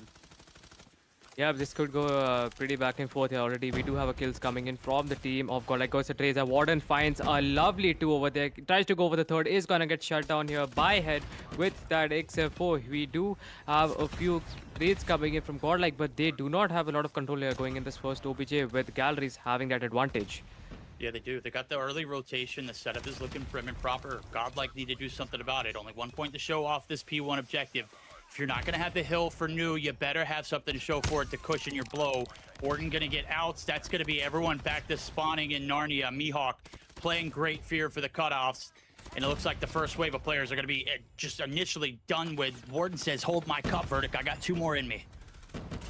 Goes for the third, actually gets a 3, and oh my god, Mihawk with that approach here finds it to doing his best. We do have the spawn controller for Galleries, and this is putting Godlike in a very tough spot. They are just being sent back to the spawn again and again. We have Vaporeza here with the XM4 here, gets a 2, spots another, unable to confirm the third, and we have Warden might be making an approach, but before that, Hen with that approach here from the doorstep itself. Mihawk with the death machine out, he should be getting a lot of value here. He is going to be pre-firing through that doorstep itself. Ooh. Does get shut down. This third wave of players looking like it might be promising. Warden leading the pack with 11. Oh, pops the equals. I don't know if he got a shot off. We'll see if he gets a recharge on it. Nonetheless, Dolores in full control. They've got Godlike in a little bit of a headlock. We'll see if they can break full or tap out. Looks like P2 is going to be done and dusted in a 79, make it 78, 80 points plus, rolling into the P3 objective. You got this spawns for new, but this is one of those maps that can be played easily through the front. Yep, I mean, Godlike does have an early rotation for the P3, and they should be having that advantage over there. But look at Mihawk inside the spawn, gets another triple here, doing his best. He's gonna get shut down over there. And Mihawk still doing his best, trying to take down the players of the team of Godlike here. Tries to go for the spawn approach, and Mihawk still on that cylinder. You can say head glitch, not gonna be letting any of the players from the Godlike get a rotation and move from the side alley to get a breakthrough. But look at Foki. Quad feed with that claw, makes it a 5. A pentakill comes in from him, and he's still going. He's still going. This is getting brutal for Godlike. Can they see the light at the end of that tunnel? Who knows? Skull Guy providing a little bit of avenue, but there goes the Pred. Streaks or operators or just plain gunny, they are simply running circles around them as the point total over 100 plus points rolling into the advantage for the P4 site. I haven't seen this much dominance against the Godlike squad in a very long time. Let's see if they can make the comeback here on this first set. It's Hills ending on this P4 site. Absolutely, like you were just saying, the disrespect and how the team is just disrupting Godlike is something else at the moment. We again have Galleries having that control for the P4 here, where the players one by one approaching, and Foki with that R9, someone stop him. He is just going right at it, taking down again the players, just like he's practicing or something. In a normal match, it does not matter what team is playing against, that performance out of the R9, and in general the player itself has just been very beneficial to his team. Yeah, Galore is doing a great job of contesting at the very least. Only 8 seconds granted off of this P4 rotation. Even with the map control, they weren't even able to capitalize. And now trying to continue to push the agenda is going to be able to find another. Mihawk in the middle of the map, cutting them in half. 2 players left on the hill. That is all that is needed, it seems. If you're a Godlike fan, close your eyes. This one is not a pretty sight. If you're a Dolores fan, let's see them Brazil flags in chat. Here we go, second set of hills in. We'll see if Godlike can pick up the slack now as they're getting kind of manhandled off the rip here in these first sets. I mean, 150 to 50, the score gap is unbelievable here. The two titans, or you can say the two best teams of the country, going head to head, and this score gap is just not what we wanted to see, at least. And no one would have expected here. We have Viper with the Tempest, fights one onto Hen, makes that approach from the steel bridge, finds a second. Can he get a third? The timing for that nade is just not in his favor, and he is gonna get shut up with galleries. Still with the lead here, and the team of Godlike with that OBJ control as of now. Yeah, they got the Godlike read there too. Warden gets the call out that their spawns may have flipped, and that caused a little bit of panic. Warden did great job there of providing a little bit of that backline avenue towards the objective, as well as getting those spawns. Tempo going to get it shut down as Mihawk does find one to go. Backline still being held in blue. That's great if you're a Godlike fan now, as that lead still very much out of hand, but it is certainly doable if you can get a full 60 here on this rotation. What is that range from the R9? You saw that shot from Prevail all the way on the steel base, able to get a 2-tap here. Mihawk makes that approach, and Prevail with the reflexes here gets another kill here. Skullji with the War Machine, gotta be pre-flag that smoke approach, and wait, no freaking way. We have Tempo with the switchblade, makes that approach, is gonna be shutting down War Machine over there in the hands of Skullji, and this is just about to be another retake coming in from the team of Galleries. Look at the minimap, it is just being contested again and again. It is. Prevail's the last line of defense. Spawns is flipped. Everything has gone wrong and awry. The side of Godlike finally getting their ship back under control, able to get back onto the objective. 176 to 45 is the stat lead. Glorious very much shows still in control of this one. Skullguy with a big 2-piece to shut down the push through the front of the door. The side door, hello, they're here. Tempo, Pavzera, Wombo combo onto the objective. The spawn split for the time being with 12 seconds left to go. Glorious can afford to make the late rotation. They played the front of this objective perfectly in the first set of hills. Might be able to replicate it here. Let's see what Godlike does in retaliation. Yeah, 189 to 52. Gal is about to reach the 200-point mark, whereas Godlike is unable to even get to triple digits, and this is just not looking good for them. I think they're definitely having a bad day. And we again hint that accuracy on that head glitch. War Machine is out, and he is definitely gonna be pre-firing. And look at that, there is just gonna be a bloodbath again here. But Skullji with that X4 approach finds and picks up that R9, and he is also gonna go absolutely huge if he just holds the right position, because he knows the sides have been switched. It's Skullji again with the 2 speeds with a Hunter Killer, takes down 2 players. Warden on that head glitch. Skullji still doing his best, and look at the feed. Look at the feed by Skullji. 5 kills. Yeah, the Skullguy disrespect not going to be tolerated here. He is keeping your team in the mix here in this objective. And we got a bunch of kills coming through in blue, lighting it up. They have played this P3 objective to the front side almost flawlessly. Could break the 100-point club here if they do not get denied. As Tempo is going to be able to find one. Prevail finding a 2-piece there, make it 3. As the rotation's now being connected, it looks like the chaining is happening, and it's on the flip side of things. Shoes are on the other foot. Glorious now starting to panic, but they've got a 100-point lead. Things shouldn't go wrong, right? I am not so sure with the difference that Galleries have made on the scoreboard. I mean, they are almost, you could say, 100 points ahead, and I cannot just imagine Godlike actually sweeping this win from Galleries. I mean, there's that's going to be very unlikely here, and Prevail with the claw. I mean, it's still possible here, but the chances of that happening are extremely low, especially how Galleries' initial approaches and how the amount of gunfights they're winning. What do you think, Wojtek? They got to get on the hill, man. They're doing a great job of perimeter control, but they are not capitalizing on the free time. One player left staying on the back line, one through the middle. They split even, though the players for Galores are going to have the advantage for the time being. Hin, now the last man standing on this side of the map, has a little bit of support in player number 4. Claw's going to come through. This could be a recipe for disaster, but disaster is maintained. It is going to be Godlike picking up this last 10 seconds. They might be able to get a little bit of map control to go along with it, too. Now, as the kills through the middle of the map are going crazy. Godlike down but not out. They have been hitting hard early, but they are recovering now as things are starting to get a little bit more doable, down by only 60 rolling in the third set.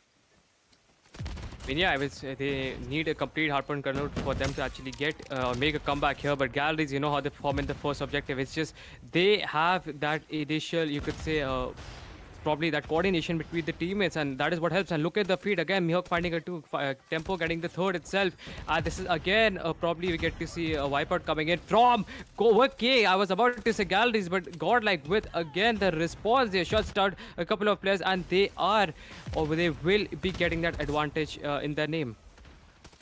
Godlike lead getting out of hand, or a godlike comeback rather. It was a godlike lead at one point for Glorious, but they have the advantage as of right now. Godlike trying to make the comeback, are playing this one pretty perfected, as only 15 points have been awarded since the rotation, but just one slip up and one mistake could cause this one to end abruptly. 212 and counting now as we get geared up for the P2 rotations. Early sets now as the rotation being one kill through, two make it for Mihawk, make it three. This could be devastating. It is going to get shut down, and before the hill can open back up, it is going to be Godlike with the advantage in the numbers, but they don't have the hill for the time being. As soon as I say that, it is a massive feed both ways. Hen with a 4 over there, and with a Hunter Killer. Again, we should be seeing a lot of time here for the team of Galleries to make an approach.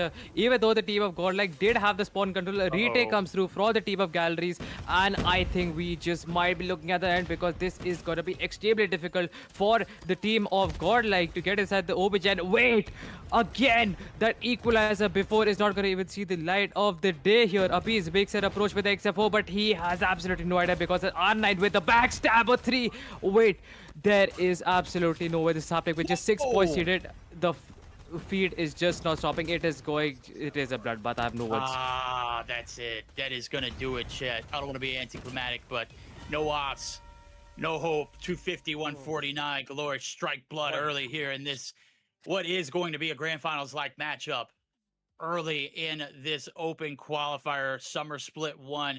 This is what the Call of Duty Mobile World Championship is all about, ladies and gentlemen. We got a match like that on our hands. It got taken abruptly, a beautiful lead in favor of Glorious. They were able to just coast off that through that second set of hills, and then eventually just one break is all it takes. As I said, no room for mistakes rolling into the P2 site.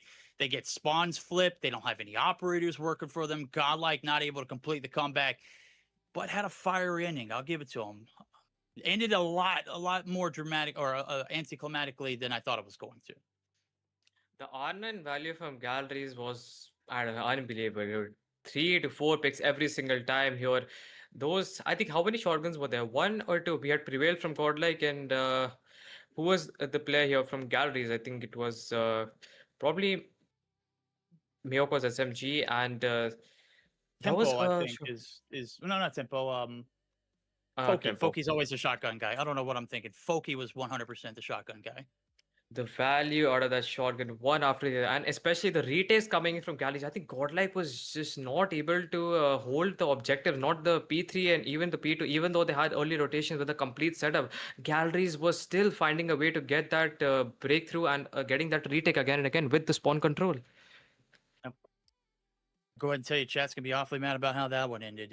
You'll take a look at it. Post-action report. Hen was him on a map that small. Master class out of your AR, 49 and 37, right there below him. Tempo, the up-and-coming player, the new addition to the roster, making waves in both CDM here and now in the open qualifier event. 50 and 43 with a minute damn near on the clock.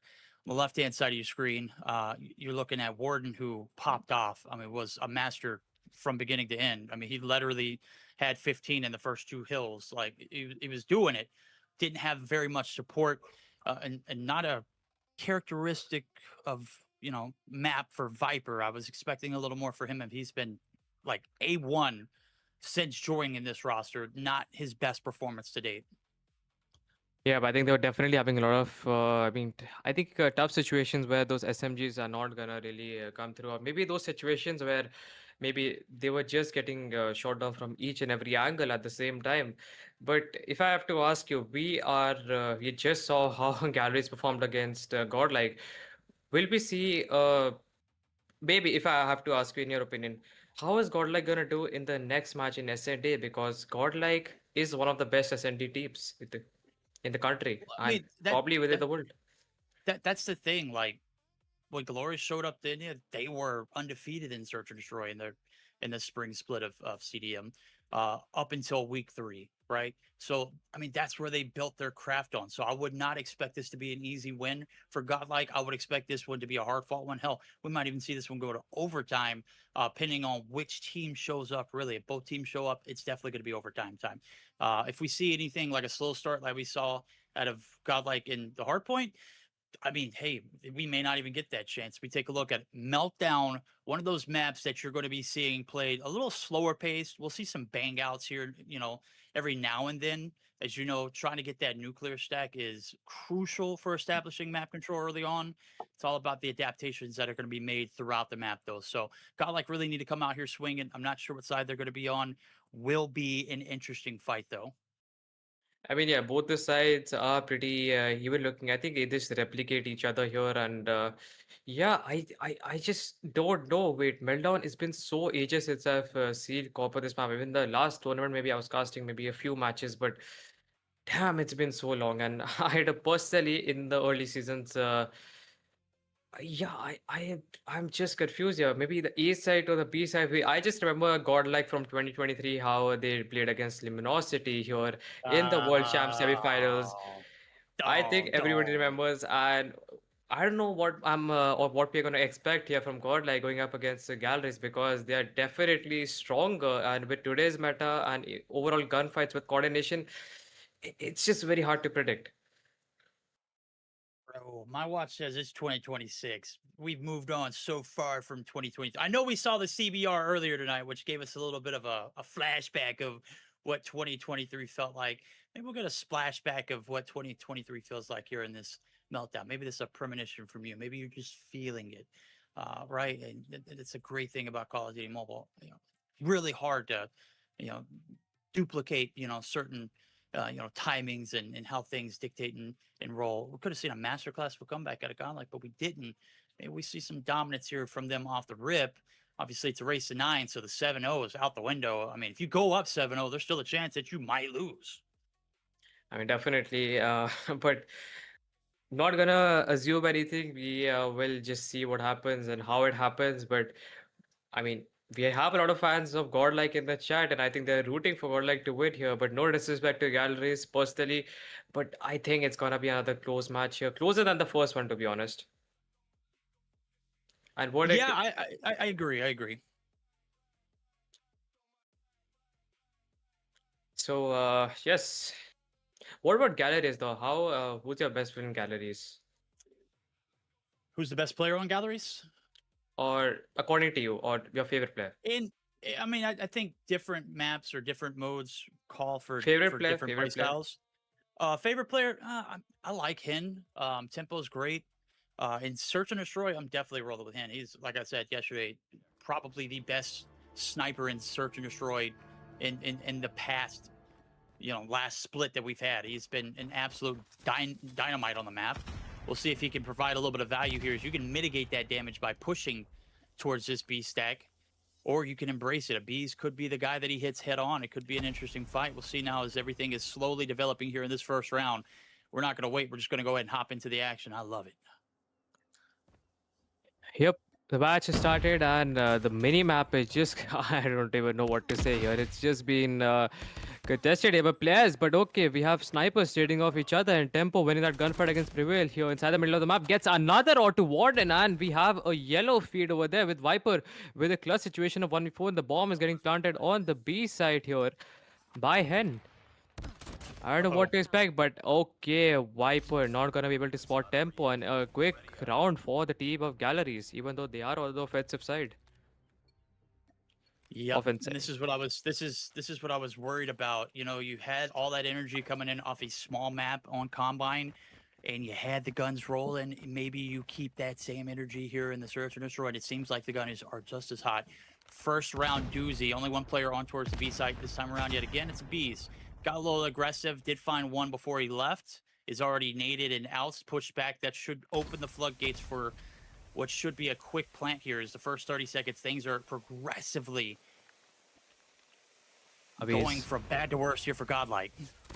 makes an approach and tempo was there just pretty big. Abiz did not hear actually him actually get that you can say he didn't hear him vault over there that you could say wall or something, maybe that steel you can say sniper spot. But Mihawk finding one with the nade and a second with the gun itself. Warden getting that trade and he is gonna get shut down with that R9 is just unbelievable on that range. It needs a nerf, dude. It is the Yeah. most broken piece of, you could say, maybe the most broken shotgun we've ever seen in this game with the amount of range it has gotten. It's, I don't know, maybe stronger than a slug ammo being used on a shotgun. Hey, smoke them if you got them, right? If it's on the playlist, go ahead and let it ride. Godlike, like I said, things went from bad to worse. Predictions here on towards this third round. Never really take the first 2 rounds of Search and Destroy seriously. You kind of just trying to, gauge the water, right? Trying to see if it's hot or if it's cold. Right now they're lukewarm. They're trying to get into the mix of it. 5v5 here for the retake. Quick on push through. Foki able to take down one is egregious. And that might be a little bit of an opening here for the Godlike boys, but they fall one by one. Skull Guy's going to be able to find one, and well, it's down to 2. Oh, perfect prediction here. Warden gets it. What a play by Warden and Skullgy here. Having each other's back, and we see a retake here. Gets that Bob side and 2-1 on the scoreboard. 1 round away from making this comeback. That was a good play here. Yeah, still early on. As I mentioned, the first 2 rounds, Search or Destroy, we take it with a grain of salt. We don't disregard them, but we're like, hey, this is what they're doing. This is what we need to do. The predictions to invest on towards that A site weren't there, but the retake was on point. So kudos to Godlike now as they are buckling up for that B-side hit. They're waiting for what worked the first 2 rounds for Galoris to come through. Little do they know, they want to go ahead and buckle up for another A-side hit. And that's going to leave player number 3 on an island. Pabzir, not Pabzir, but Abiz going to be forced on out. So nuclear stacks open for business. Bomb should go along with it. Galoris didn't favor well there in the 5v5. Let's see if they do better here for the hold.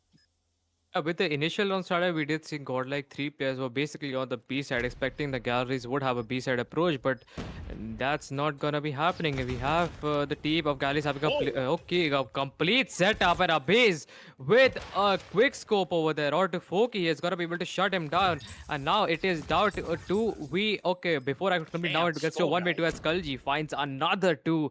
Mihawk all by himself. He should be having this advantage, and Viper just in time knows the location that we have ourselves 2-all on the scoreboard. Scores back to being equal.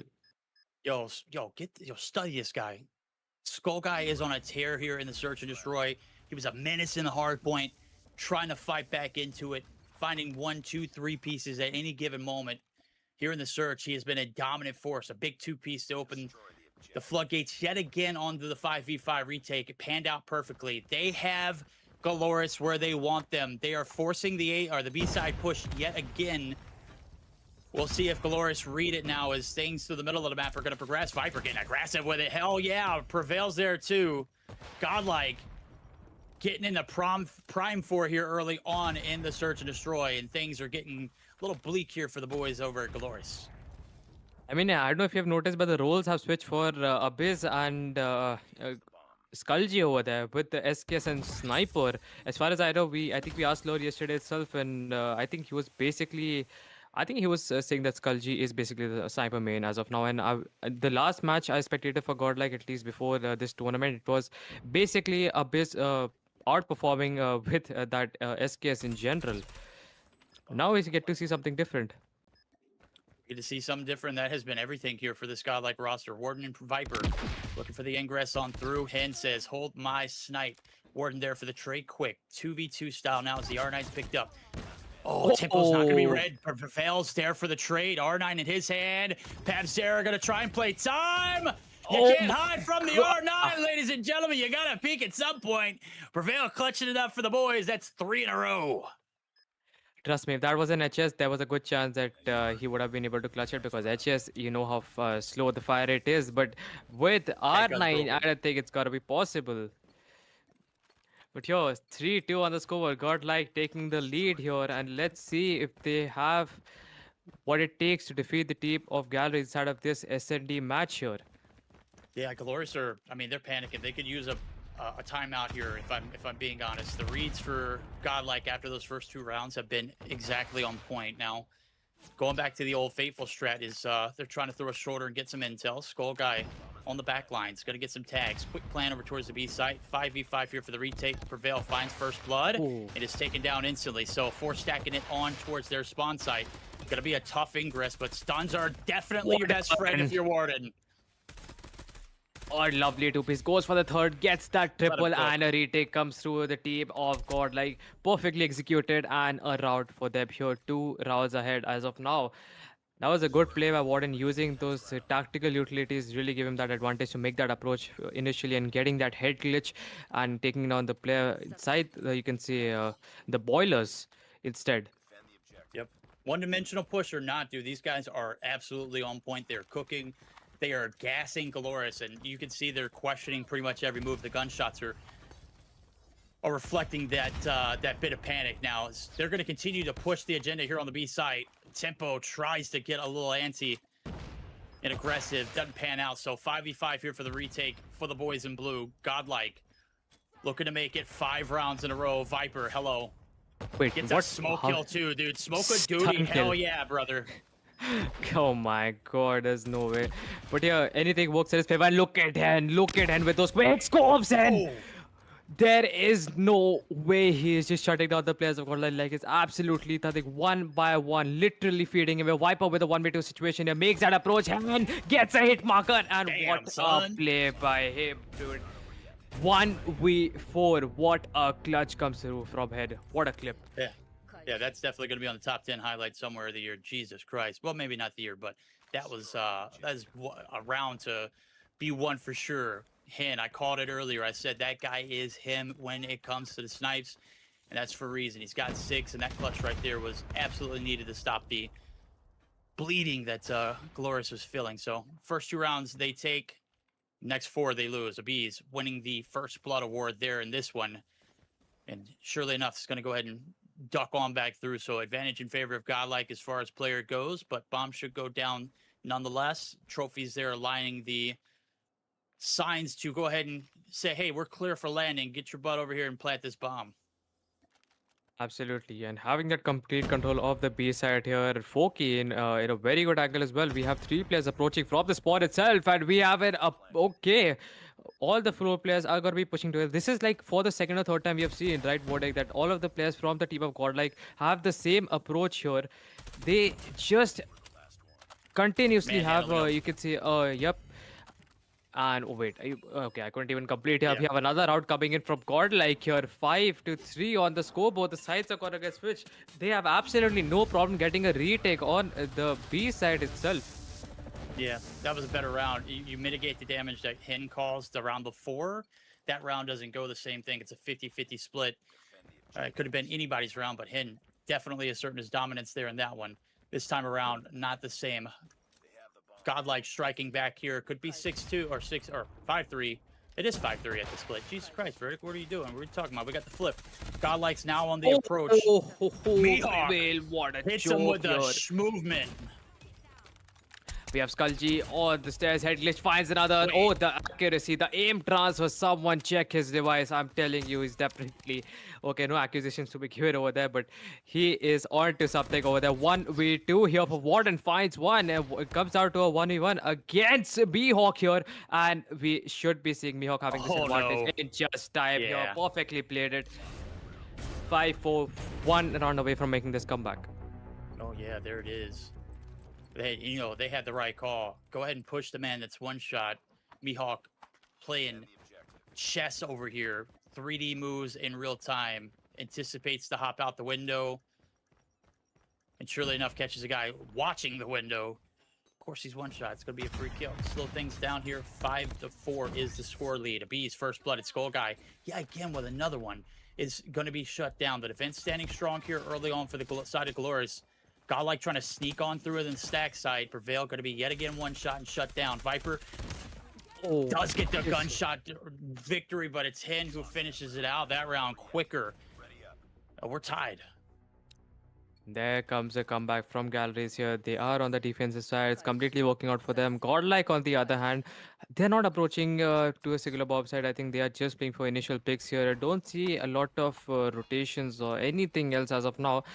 We have a split approach here with one of the players making an approach to the boilers and four are pushing on to the B side, having that complete control as none of the players from Galleries even suspected that Godlike would have.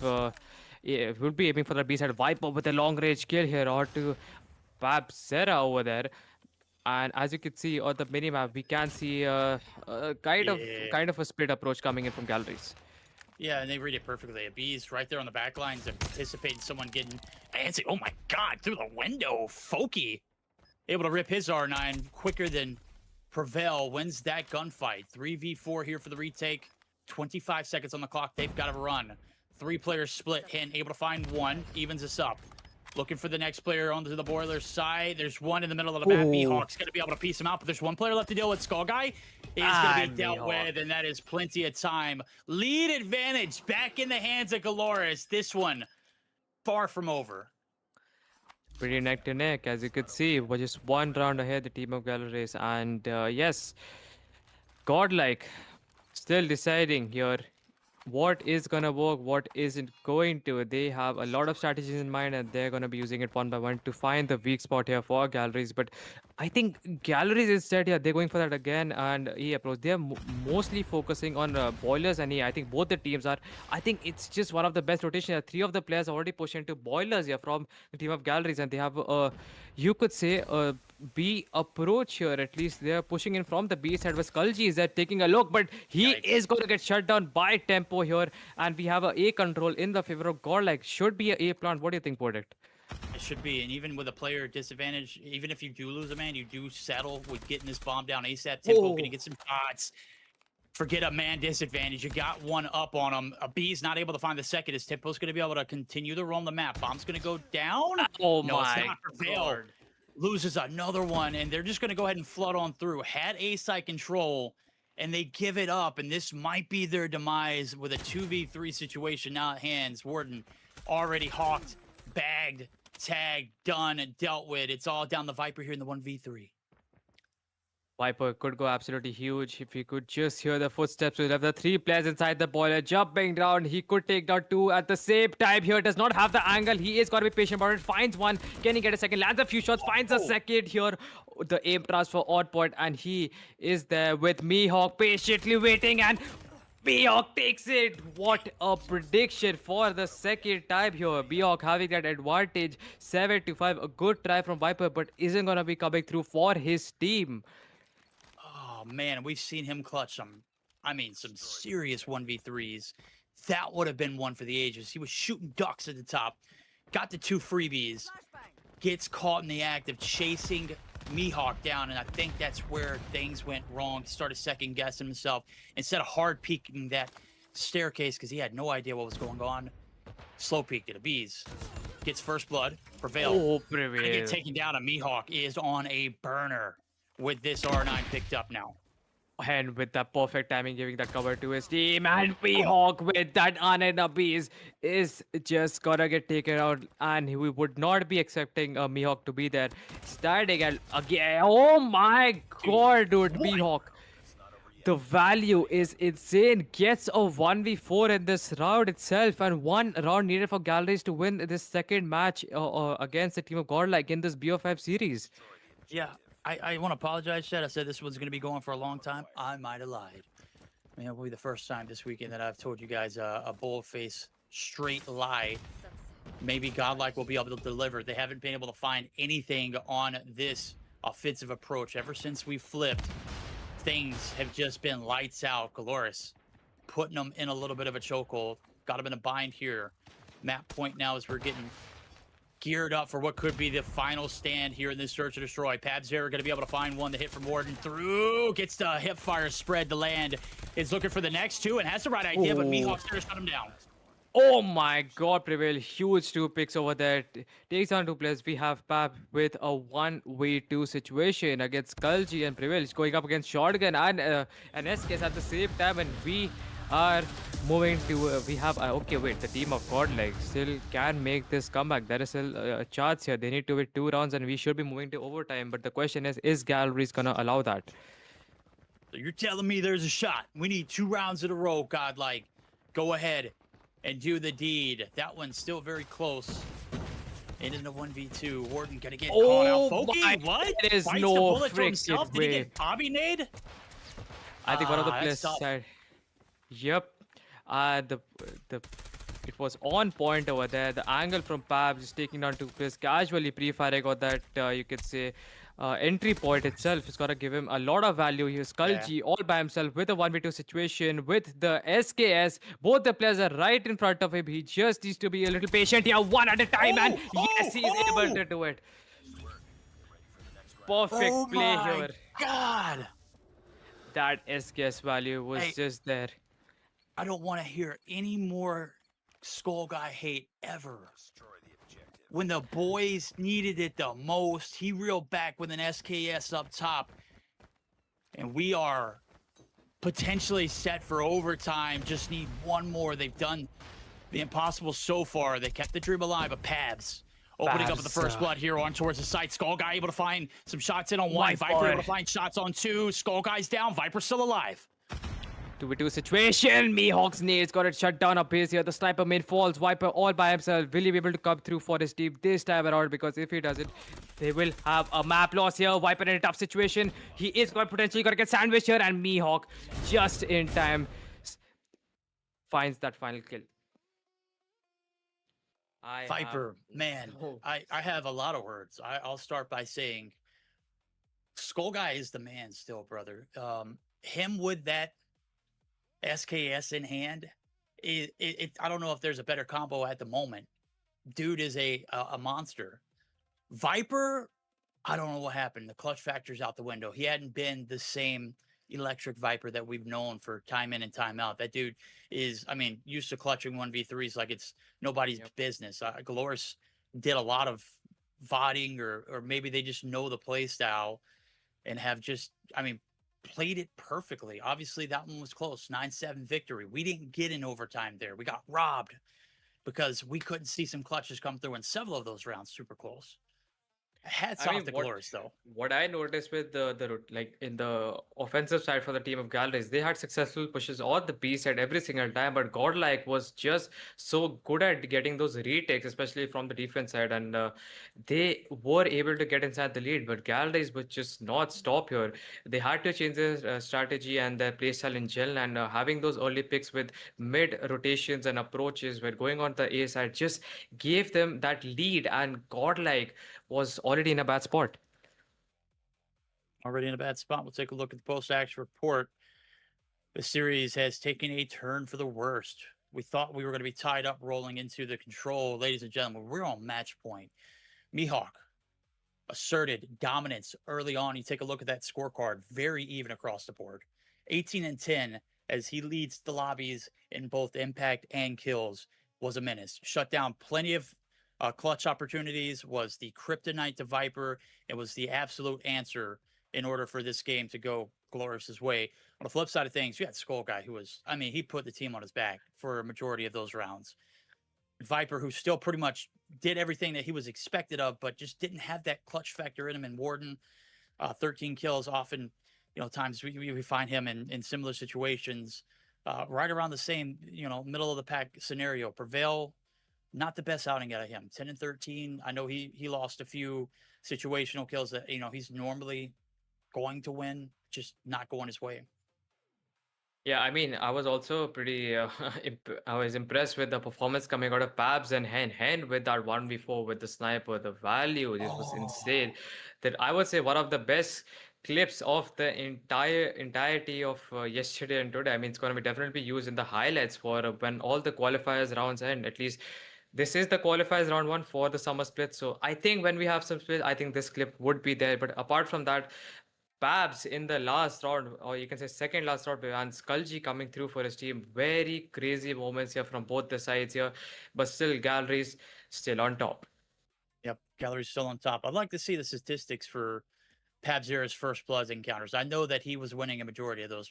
Bees did a great job of finding, a few trades off the rip early, or maybe being that first blood for the side of Godlike. But that man, Pabzera, I want to say 90% of the first bloods was all him. Down to the wire, chat. Glorious up. Godlike down to the last map, potentially. They could turn it around for the reverse, or we can pull the brooms out for the complete sweep. Standoff control. Who is going to come out on top? So far, so good. If you're a Glorious fan, if you're a Godlike fan, you're probably biting the nails off your fingers as we speak. I think these matches would go incredibly closer than what we are seeing at the moment. I think some of the players from the team of God like are just having a bad day. We know for a fact how they perform, and when they perform, it really it just works in their favor most of the time. But today itself, I think that's not going to be the case, verdict. So with how we are seeing with the first and second match, I think galleries just might have an advantage in going in the standoff match as well. Oh yeah, there's an unclear advantage rolling into the standoff, right? You got a 2-0 lead. Oftentimes team can get complacent after that, or sometimes they can assert their dominance. It's about who's going to show up here in this game. Number 3, obviously, we saw a bout there in the search and destroy. It was close all the way through. Yep. When we got the flip, things started to change for the worse. Godlike, they weren't able to sit back and make those adjustments. It wasn't a sound strategy on the attackive side. When you looked at it and you break it down from that perspective, you look at Glorious and how sound and structured their pushes were. Granted, they were predicted properly by Godlike, but that was just because they were able to make those, adjustments and those Yeah. adaptations as the map played. They weren't able to do so when they were setting the base, and that was a real difference maker for that victory. Godlike had them pinned properly in the first half.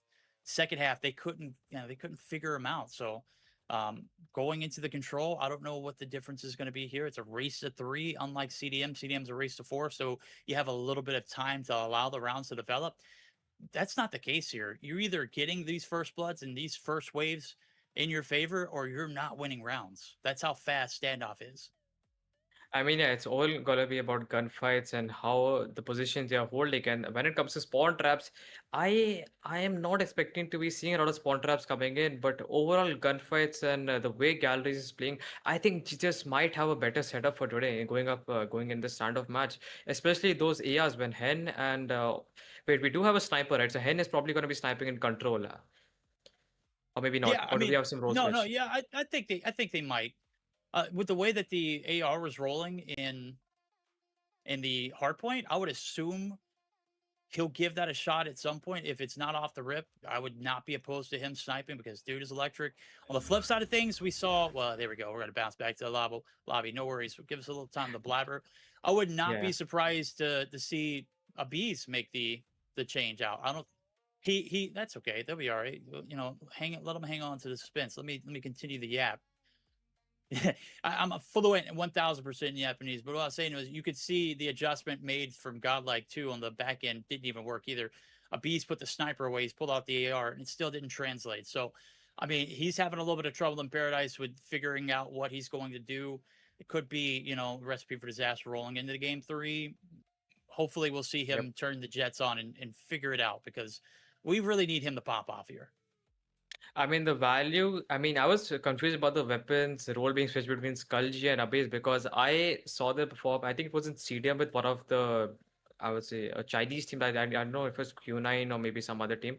Maybe Elevate from Garena, but the performance from Abyss with the SKS in the map of Raid and Skulji with the sniper as well, just popping off. And one of the few reasons why Godlike they have been performing so well recently, but I'm not so sure about this weapon switch, but it's their team. They know better. We are just here. We're just gonna assume. I think they're trying out something new, and it might or might not work in their favor. But we are gonna hear. We are here to wait and see if that's the case. I'm a 100% in favor of the weapon roll swap. Now, in the control aspect of it, I did appreciate Skull Guy frying with the sniper, but I mean, you see, he hits like a Mack truck with the SKS. He just found his groove there. It could go either way. We'll figure it out now as we get geared up for it. It's no more waiting. Defensive first round here for the side of Godlike. What could be the last map of this series? Will it be, though, as we find things out now? Standoffs getting underway.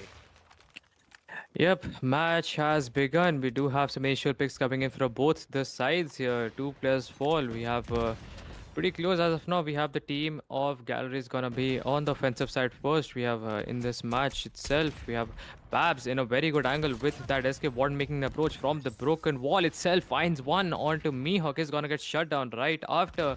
We do have a life advantage and life favor in the team for the team of Galleries as of now. We have trades coming in, Abyss and Hen. Like we were saying, Hen is sniping here and Abyss is there to give him competition. Okay, there to give them competition. We'll see who wins the bout of the snipers here. On a smaller map, Raid would definitely warrant a sniper. Here, it could go either way. First tick of progress comes through. Waves of plays have been made. Godlike hold their own. They don't have the life lead, but they do have the decency of knowing that 49 seconds separates them from victory here, as long as they can get this player out of the objective. The QXR, we saw it yesterday. Didn't think we'd Quaxer. see much more. Yeah, the Quaxer. We love to see it. Folky running and gunning. They got a 7-life lead. They got time stop. A looks like it's going to be a freebie as well. They're going to get a connection over to B. This might be a lost round. Not the best spread from Hen over there, unable to get a single kill, but here still the last 5 lives remaining for God, like basically an SND for them. Cannot afford to lose a single life here because I think that's not gonna be happening. This is going to be more than likely to be a first round for the team of Galleries, especially when they've captured the A site. And look at the lives just not stopping here. The kills come in from the team of Galleries, and it's already 1-0 on the scoreboard. Chat, if your team doesn't win, this is still a double elim tournament, so have no fears. We will more than 99.9% chance that this matchup will happen again in the grand finals. I can almost guarantee you it. I know I've lied to you a lot in the past, but I promise you I'm on the redemption tour. Hen, let him have it. Finds his 11th and does pop the EMP. Folky letting him have it as well. Tempest out. EMP dumped. They are running through this roster. Godlike panicking. We'll see if they can get a grip on here, as they have been stuck in the spawn for the longest. Might be able to find a little bit of ingress there onto the A site. Yeah, Viper did pop his Tempest. Not a lot of kills we see inside the kill feed. Does find one on to Mihawk over there. We still got like this time around having that life advantage, unlike the first round which we saw. And we do have Tempo might be making approach from this broken wall here. Finds that kill on to a base here with the sniper. I'm not sure if you want to position that sniper or maybe approaching over there, but we have a team of Godlike here already captured A side 2/3 of the way. Gonna get that full control if none of the players make an approach from the team of Galleries, especially when they have a 5 level disadvantage, and it's just going in the favor of Godlike as of now. Oh, big kill there, too, in the middle of the map. A B is starting to finally heat up. Does continue with the sniper. Viper on 12. Sniper bout, Hen is certainly winning. But as of right now, a B is contributing much better than we expected, as Hen is going to be able to find him and shut him down. The trade Skull Guy, the man with the plan. 13v7 now is a minute and 33 on the clock. A capture is certainly looking like it might be inevitable. This round, though, is going to be a TDM. Yep, looks like a redemption round for the team of Godlike. What we faced in the first round, with how the team of Galleries were performing about 4 to 11 lives here, and Godlike in a much better position. We should be seeing a 1-all on the scoreboard here, and Hen unable to trace that and prevail. Finds a lovely 2. Forky finds that trade itself, a 2v10 itself. Skulchi attempted to get that headshot kill, and no, we will be seeing another round. A second round in the favor of going in the team of Godlike. There we go. And the good thing to note too here is we've got 4 operators on the left-hand side of our screen, and we got 1. What was a very dominant first round offensive approach might be a blender of a round if set properly. Godlike might be able to put them in a little bit of a chokehold. We'll see big kills coming through. The operators making their way on through as well. That's 3 popped almost instantly. Yep, and 27 to 25, pretty close as of now. Tempo does make that approach. He's gonna be able to shut down Skull G. We have Abyss with Annihilate. Trout is getting a few shots from behind here, unable to actually get a lot of feed over there with Annihilator. He should be moving in, but Prevail on the other hand, that approach with the R9 wouldn't be able to keep it up, wouldn't be able to get it going here. Viper, like I said, it's side the blue is gotta be the center of attention, just like we were talking about, but no value out of that Tempest is not, that shot isn't gonna land. What an tough situation. Forky managed to find the clear and the Quaxer. I don't know why. Is it it's not the best SMG out there. I mean, Switchblade is outperforms it every single way. Maybe the enhanced bolt does give it some sort of advantage, or maybe it's banned in WC. I don't even remember if it's allowed or not. Your guess is as good as mine. I mean, when it comes to the metas, I'm used to seeing what I'm used to seeing right here. I'm not used to seeing this fight back at a godlike here in this series so far. They found a little bit of time on their hands. Can't give away the keys to the streets, though. Pabs found his connection over towards the B site. They instantly shut him down, so 13 seconds left to go. A dream. 5-life lead. Oh, But they gotta be that flawless, shot and from Foki Foki. is gouging them. 12 to 5, just 5 lives remaining, and with just 2 seconds more and no progress on any of the objectives, A or B, this is going to be another round for the team of Godlike here. One more needed to finally win a match in this BFF series and still being alive and maybe have a shot of uh, coming back from here on. I'm not going to speak too far. I didn't lie to chat way too much tonight. I don't want to continue to do so and do it on their favorite team. This one, not over with quite yet. Big harsh bloods coming through in twos. The nade, devastating. Pabs now giving a taste of their own medicine. He's got 16. He's looking for more. On the flip side of things, you've got a monster in Viper with 22 as well. Skull Guy been roaming the map very swiftly as well with that SKS roll. Got back alley control, and they're looking to push a little bit of a spawn trap in their own.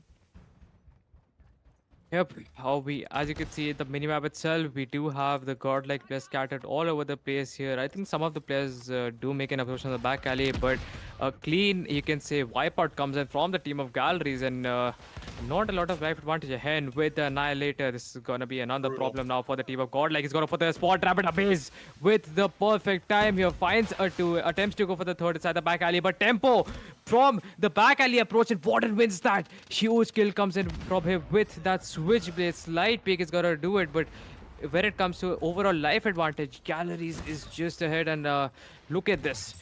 We just might be seeing a spawn trap. Might be. They got back alley control. They're looking to get the Pence approached. Skull Guy gonna shut down Hin. That is gonna be great. Now they have to worry about the players who may or may not be in Delhi. A Bees opening up with one, but it's swiftly met with two more. Viper gonna get outgunned. Mihawk on a spree. And certainly, we are going to overtime. 3v13. Who will have the offensive, defensive approach rotating into it? Bar Miracle. And I'm going to go ahead and tell you, they don't exist here on this map. 10 seconds left to go. Prevail. Oh my god, just going to take a few to go. Hitting the drive-through before he heads home. Finally going to be dealt with. There it is. Round 5. We are heading to start of a reverse sweep or a complete sweep done. Galoris only needing one more round to shut this one out. Yep, a do or die for both the teams here. Godlike really needs to come through if they want to stay alive in this BO5. Otherwise, it's a 3-0 victory here coming in from Galleries. But we have the team of Galleries here on the offensive side for this final round here. And Godlike is going to be defending with Skulji on the double window top with the War Machine out in his hand. Doing the best here. Not letting the players here make those approach or the B side itself. The smokes go down. And this is just going to be extremely close. A hen. Oh, He's still going. buddy. Again, a 3 from him, and potentially would have gotten that 4th maybe with a machine pistol, but a cover from his teammate, and Babs using that SKS like a, I don't know, a shotgun in close range. 19-25 Galleries in a much better position, and look at the feed. It is just in the favor, and we have 2 operators out, and Abase and Prevail doing the best for their team. Hold the phones. 45 seconds of Bees. Annie out, shutting down the momentum. They are trying to get back out of spawn. Tempo and Mihawk looking to slide on through. A Beast hits the follow up, make it 2. Not going to be enough for the third. Pap's going to be able to shut him down. Opens up a lane of what could be a promise break on towards that A side. Pabs reeling it back into Viper, the first man through. He's the tip of the spear. He's shutting him down. That's 2. Make it 4. The light up of the feed. 4 in it. And the lead back in the hands of Godlike. They might have done it.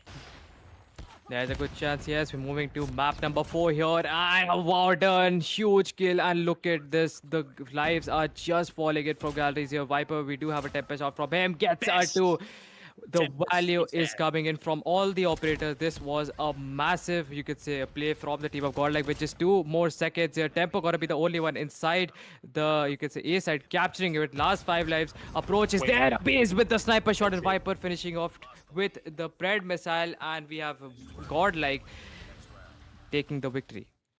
Okay, taking the victory. You say it so lightly. They take it, baby. The reverse sweep starts here, ladies and gentlemen. Glorious fall 3-2 there in the control. Let's get a round of applause. I don't know if everybody can hear me, man, but I was clapping my hands off. I didn't want this series to be done in 3-0. I didn't mean any disrespect to Glorious when I say that.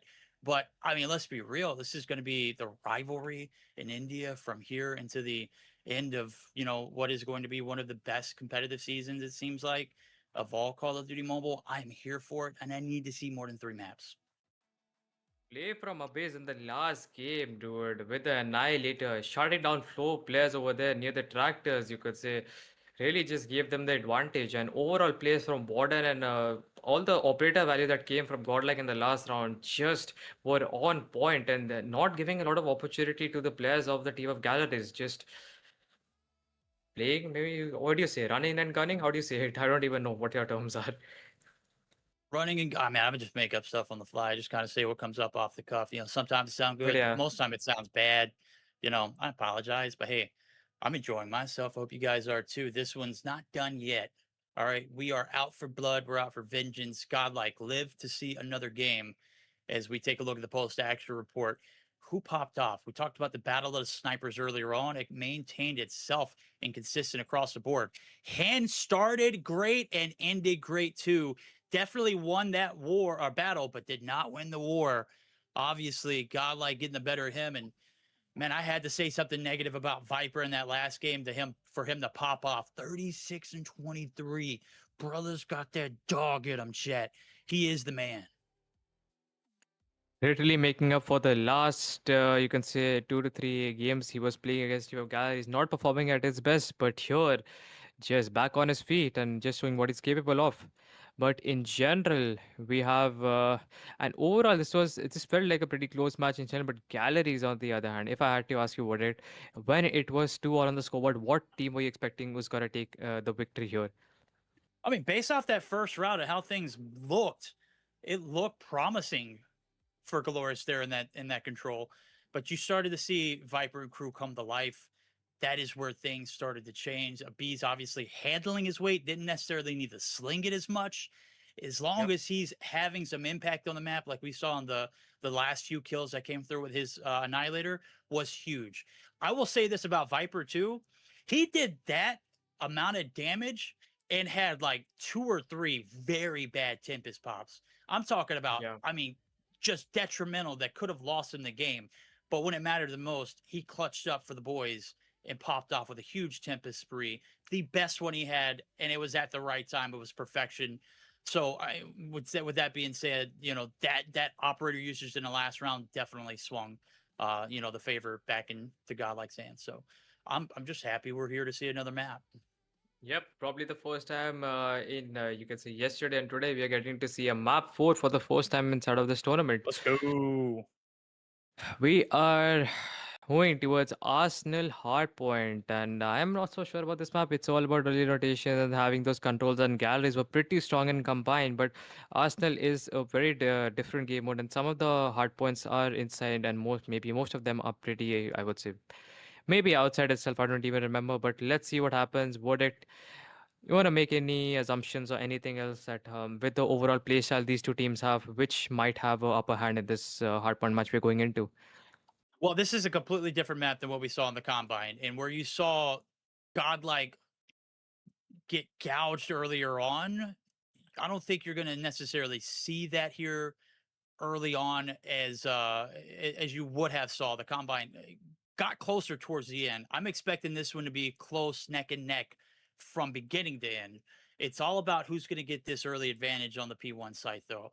90% of the time, the teams that dominate on Arsenal map have exceptionally great map control on the P1 lab control, and they just seem to know how to manipulate the play style and able to take advantages off the rip. from there on out, it's difficult to determine who's going to get there. Even if you do have spawns, they can change real quickly, and then you can spawn right in front of people too on that P2 rotation. So P1 has been the difference maker, and P4 as well too. So however you play those two, I'm going to give the advantage to. Okay, that sounds pretty good, basic. But let's see how that goes. We should be moving into our last match. I think we're gonna give the teams a little break, maybe a 1 minute or 2 minute, then we'll start the match. But how do you like the map Arsenal? As in, if I had to ask you, do you prefer it? Do you wanna like, you feel like casting in the map of Arsenal? Do you like how it is in general, or no? With the exception of the spawns, it's a great map. It's wide open. It's the biggest one Call of Duty Mobile has. It has phenomenal potential. Granted, some of these swans are literally right in front of people at times on P2.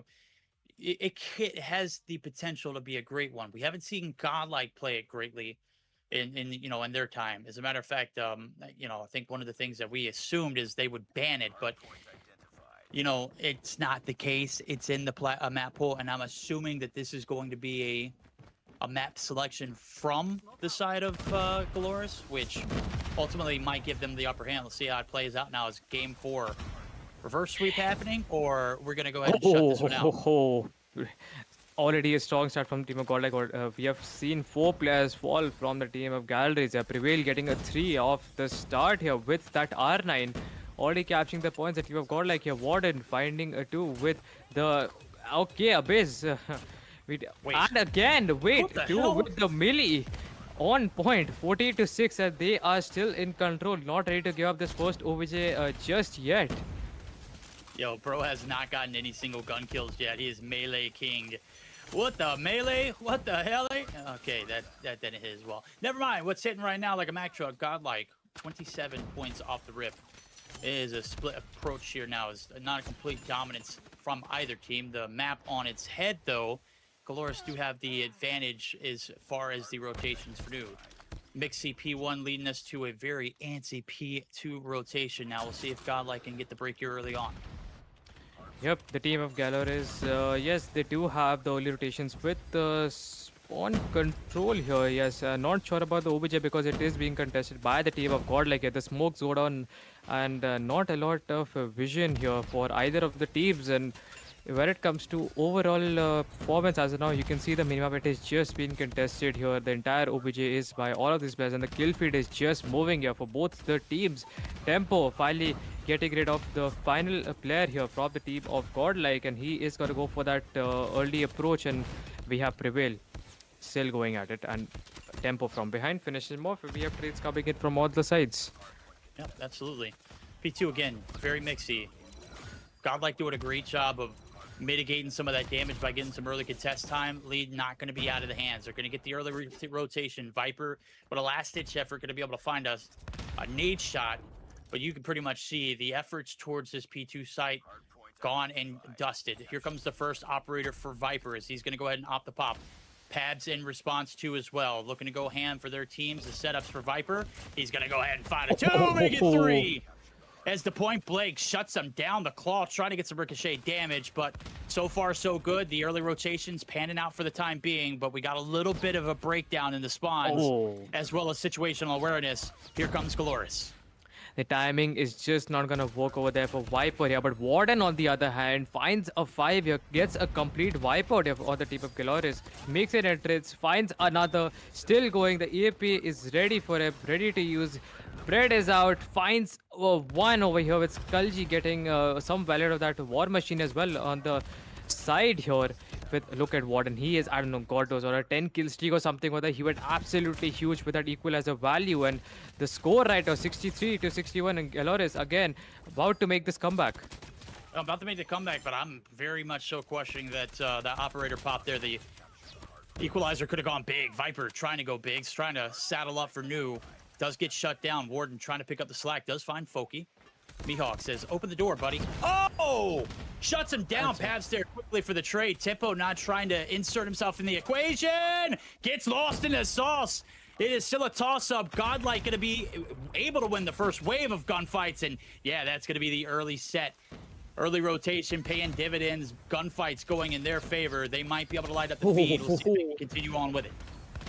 The team of Godlike, they were in full control, but a retake coming in from Gal is absolutely no problem for them. Viper again making an approach from these automatic doors itself. Prevail finds one, is gonna get shut down by Mihawk. He knows where the players are spawning here from the team of Godlike, and Galleries again gonna be getting inside of the lead right here. Viper with that approach again from the window here. Side by side, two of the players approach. Warden is going to be there with the support itself, but Hen Again. finds a 3. Still gotta be inside. The OBJ still standing strong and getting those final scrap points, and Galley is going to be touching the 100-point mark before the team of Godlike. Yeah, Godlike in trouble right now. They're going to have to make the journey all the way to new, trying to contest all the way through as well. First wave incoming. 3 seconds for the hills pop. It is a lineup of blue here on P5. First set of hills. I said it was going to be close, but this could be a game changer. Warden needs to find somebody. He's in the vent. We got an imposter on our hands, ladies and gentlemen. And Galoris are exposing them for what it's worth. Godlike still putting up a hell of a fight. First wave dusted. Blue has lit up the scorecard, but it is going to be finally some kills coming in for Godlike to get the ingress. They're shut down. Second wave yet again denied. Galoris continuing to run away with the lead. Wait, okay.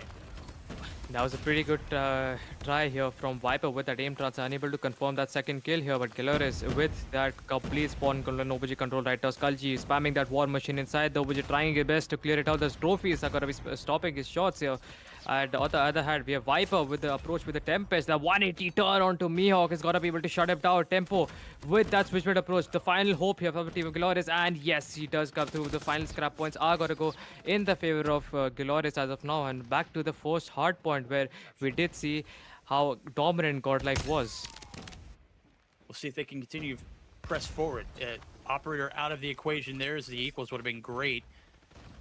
Not the case. See a blue in the feed. Tempo looking to feed himself. Death Machine's dead. Trades through 1 for 1, but the advantage still in favor of Galoris as well as that lead. They've got 45 seconds to capitalize on it. Gotta hop on the hill. Warden playing a great from a distance is going to be able to provide a little bit of lane, but the contest is going to come through, and Galoris just not going to allow them to go ahead and capture these easy points. They don't need to be aggressive, but they will get if they have to. The scoreboard is just moving for Galoris. They are just not going to be stopped capturing those points here. They do have quite a bit of a lead here, and Godlike going to do their best. They are in control of the OPJ as of now, but Foki with that iron approach only going to be able to fight one here. The smokes go down. Skulji unable to land those shots here. And okay, Tempo with the perfect timing again, and the OBJ still be contested. As you know, we are almost done with the first hill for the second time. And if you see here, look at... Wait, who is actually going for that long rotation? That is probably gonna be... Wait, Skulji! 3-piece comes in from him, and we have... I think Hen or maybe who is it? I unable to spot his name, but he did go for a long rotation. But Godlike, on the other hand, they know for a fact that the team of Galleries are gonna basically try to take the spawn and the OBJ from them. So making sure, checking those angles and still staying alive. Yep, still staying alive now as we get geared up. 40 seconds left to play. First 2 waves shut down, spawn solidified. Operators are out. Claw at the hands. Prevail gonna get shut down. Not a lot of kills to show for it. The hop down for Pabs, he's gonna get sniffed out. Player number 4 is gonna be dealt with in Foki. And that is pretty much going to be the lead being disappeared at the moment. It is going to be Godlike might be able to take it back in their control, but the plethora kills come through for Pabs and Hen alone. They are going to claim their lead and continue on with it as we have 5 seconds left to go, and it is still a contest coming through in blue. Godlike, even the team of Galleries having a decent amount of lead here by 50 or 60 points, Godlike still found a way to make this comeback happen, and we have some sort of advantage still here going in for Galleries, as they do have limitations. We have a base with the Death Machine, no value to be seen here. The timing is it's not going to be favoring a Hen. Takes down the player here before he gets shut down. 158, 142 on the scoreboard, and we have you can say control back at the favor of Godlike, where Viper needs to go huge as of now with the Tempest. Finds 2 or 2 Babs at Folk. He gets a third, shuts down Tempo, and a 6 feed by the way by the Viper here from the team of Godlike, and we have Galleries still inside of the lead. Yeah, all those kills didn't help him out though. You saw it flipped them on its head. You kill everyone instantly, you push up too aggressively, it don't pan out. Tempo, making you eat your words, does not expect Skull Guy to be there as he is going to be able to find the kills, but the damage has been done. The lead's still in the hands of Galoris, and they'll continue to press the agenda now as they go ahead and saddle up for that early rotation. P4 can be very, very difficult to break, but a good opener there for Warden. Folky gonna get shut down. We start to see a little bit of hope here for Godlight. Let's see if they can get this early break. Viper playing the spoiler here, but still Pabs able to shut him down. 177 to 166. We do have a Tempest out as well. Takes down Prevail, and we have Skullgy make that approach, but no hope that XFO is not going to be your best option. Their best friend in close range, and Viper finding that kill with the trophy system. I haven't seen that before. I mean, it's been quite a while. But Death Machine in the hands of Mihawk gonna be pre-firing. He knows where the players are. One by one, it's gonna be shutting down. And we have huge kill comes in from Skullgy. Finds a third as well, all to Tempo. He's still going. The 200-point mark has been achieved by the team of Glorious. This is a panic pop. It's got to go big here. Doesn't find... Oh, the post-mortem two-piece. Doesn't matter. The last 20 seconds still being lit up there for Galoris as they are able to prevail through, and the brakes just have been shut down left, right, front, and center. Godlike down to their last stand. Last 30 seconds needed for the boys of Galoris to win this series and shut it out. Godlike not again getting the early rotation to P5. They're going to be fighting off their back foot, and it's all depending on Warden to stay alive. He's got 40, but he needs to be a distraction on the back line. The feed again is like 3 kills from Glorious instantly over there. They have control. They are still fighting for it. In terms of spawns, we have Godlike finally getting that spawn advantage here. They are going to be basically trying their best to not let the team of Glorious actually get inside the OBJ here. The smokes do go down. Skullgy make that approach. No operators to be seen here, but Mihawk, or we can say Prevail, yes, does take out his claw here, and no freaking way. Tempo just in time. Viper again for the Tempest here for the, I don't know, 5th or 6th time we can see inside of this map here. Unable to connect those first 3 shots here. Finds the 4th here, gets onto Mihawk, and 231 to 190 with just 15 seconds left. The team of Gallery is getting that retake. I don't know what to say. I'll tell you what, it's still not over with yet. Skull Guy and crew, they are here. We are guaranteed a 3rd set of hills. Will it end on P1, or will we see a 2nd or 3rd P2? Tabs is already there. Here comes the light up of those doors. He finds the 1st. Mihawk able to shut down 2. Folky there with the claw as well. Could be the beginning of the end. Godlike funneling Skullgy. able to find 2, but is it enough? No freaking way. There are no operators ready for the team of Godlike, and 2 out for the team of Galoris. And I think we just might be looking at the very end as 248 to 49, and we have ourselves the winner of this BO5 Galoris with a whopping score of 3-1. What a game. What a series. Galoris came out the gates swinging. A dominant performance in the combine. A tooth and nail fought victory in the search and destroy. Got their butts handed to them in that 5th round, the control, but boy, did they step up when it mattered the most. I was wrong. I said P1 and P4 would be the difference maker in this game, and it was obviously P5. That's where, you know, a majority of the bulk was gathered for the side of Galoris. That 2nd time around, you started to see the weight being slung, and it was forced in their hands. Obviously, Galoris taking this one in a pretty epic fashion, but a very hard-fought battle for the side of Godlike. They are not done, Chad. They still have a 2nd chance opportunity, as this is a double elim bracket. I mean, that was a very good move from the team of Galoris to actually not like contest in the P5 and just go with the early rotations back to P1. They knew for a fact they need a couple of points. If they have early rotations, they have full control, they have operators ready. It should be an easy win for them. And yes, right calls it matter. And overall, I think performance-wise, Galoris individual gunfights, I think it was just in their favor today. What do you think about it?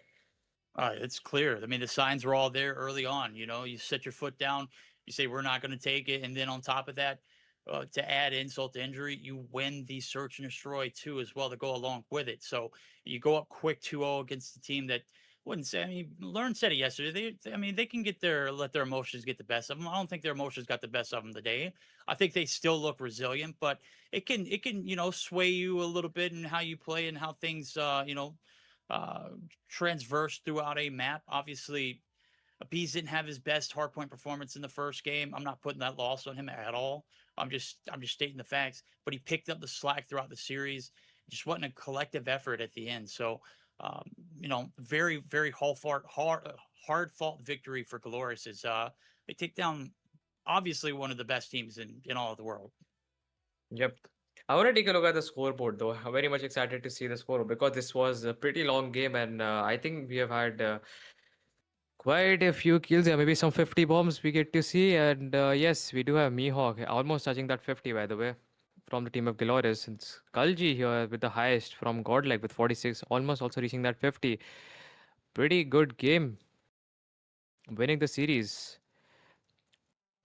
When I it mean, yeah, comes to we got to overall get used objective, we yeah, got to go get ahead. used to battles like this, man. This is, I mean, you're gonna win some, you're gonna lose some.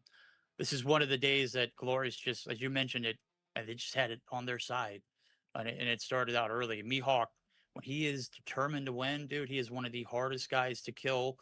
I'm pretty sure he's going to be your MVP for this series, just based off of what he did in the search and destroy, as well as the hard points. Um, I mean, staking his claim early on, very, very greatly. But overall, a great team effort from both sides. And the War Machine value as well from Skulji was on, but wouldn't be able to stay up. But yes, this is going to be for our second BFF series for today, and very much excited for the next one. But we can take a break for a few minutes. I think we deserve it. We have been here for quite a few Oh man, time. I mean, few hours, I would say, not even minutes. yeah, dude. Let's take a short intermission, guys. Don't go anywhere. We'll have maybe an interview and then some breakdown of the series, and then some more action to continue on here for the Call of Duty Mobile World Championship 2026. This is the summer split one qualifier, double elimination style. We still have more action to show. Don't go anywhere. We'll be right back.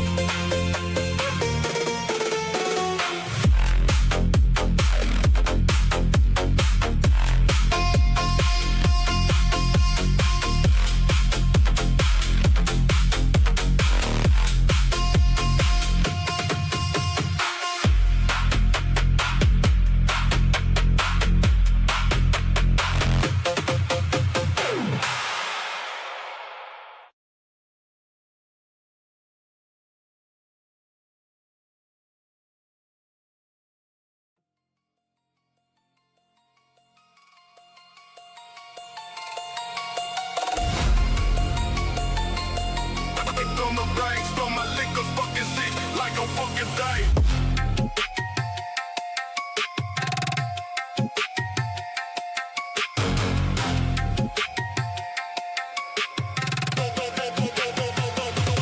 Now my bitch up.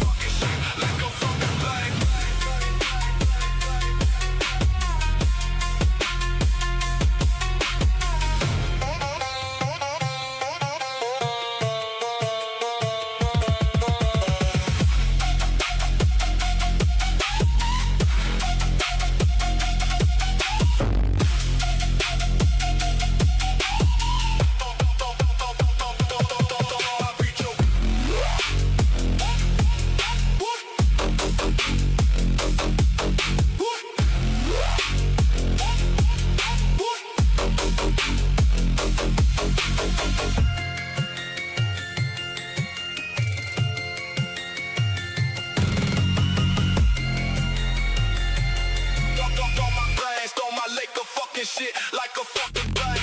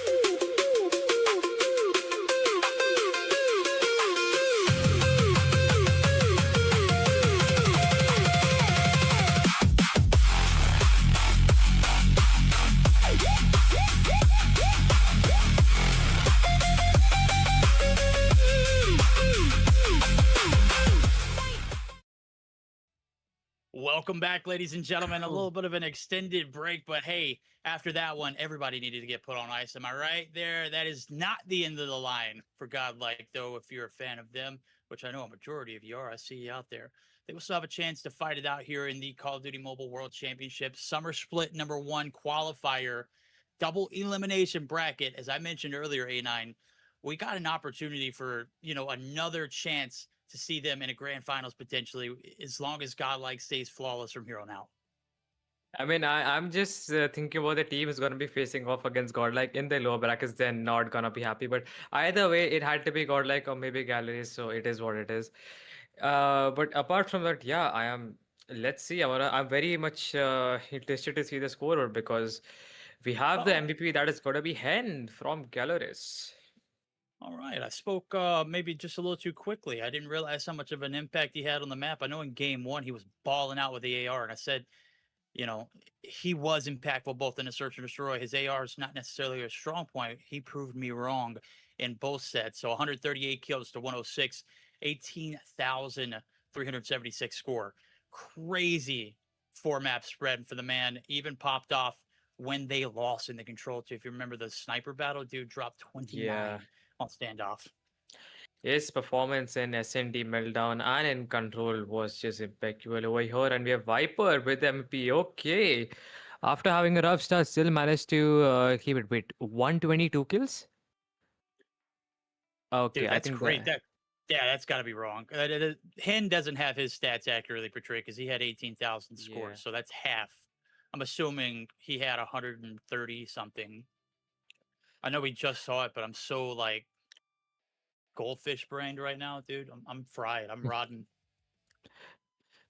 I mean, apart from this, I think we can safely say Hen, with all the MVPs we have seen in the 2 days, he had the most amount of kills with 138 to himself. And then we have Mihawk in second with 129 and 128 with Tempo from the team of Galoris. Absolutely. There it is. The spread there. Viper, even with a slow start, able to pull up the slack. Warden started strong, finished strong. Wasn't able to capture I guess as much objectives. Maybe the assists were the difference. Definitely, as I'm taking a look at it, that makes sense. But yeah, top 5 fraggers out on the open. Mihawk right there alongside Hen, 129 kills. Tempo 128 did his thing. Came through, and the rivalry here in India has just begun. The tweet for Mihawk earlier stated, "It starts today." Well, guess what? It is certainly not done. We still have 3 more weekends of summer open qualifier splits to go through, and that's massive prize pool of $5,000 each weekend. And right now, Galoris taking the lead in the series count, as well as moving on to what is going to be the upper bracket ATS. qualifiers, if I'm not mistaken. If I'm not mistaken, yeah. Let me take a look at it. If you're trying to keep up with me as well at home, make sure you go to the website, playmobile.gg. That will give you all of the information that you need, and we won't even spare you any more details. We're just going to show you the upcoming matchup that will be here momentarily. ETS versus Insight right around the corner, ladies and gentlemen. Don't go anywhere. We'll be right back with some more Call of Duty Mobile here. The Call of Duty Mobile World Championship continues on when we get back from a short break.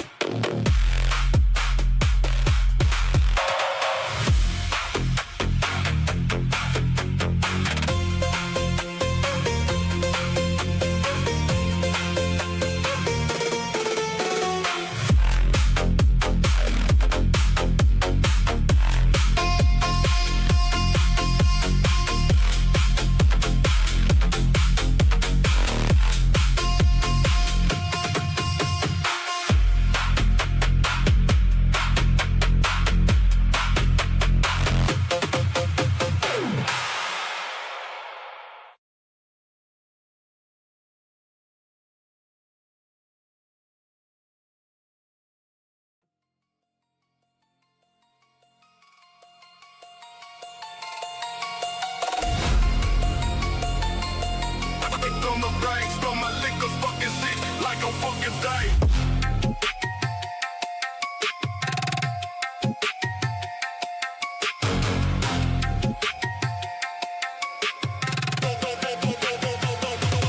Now my bitch up.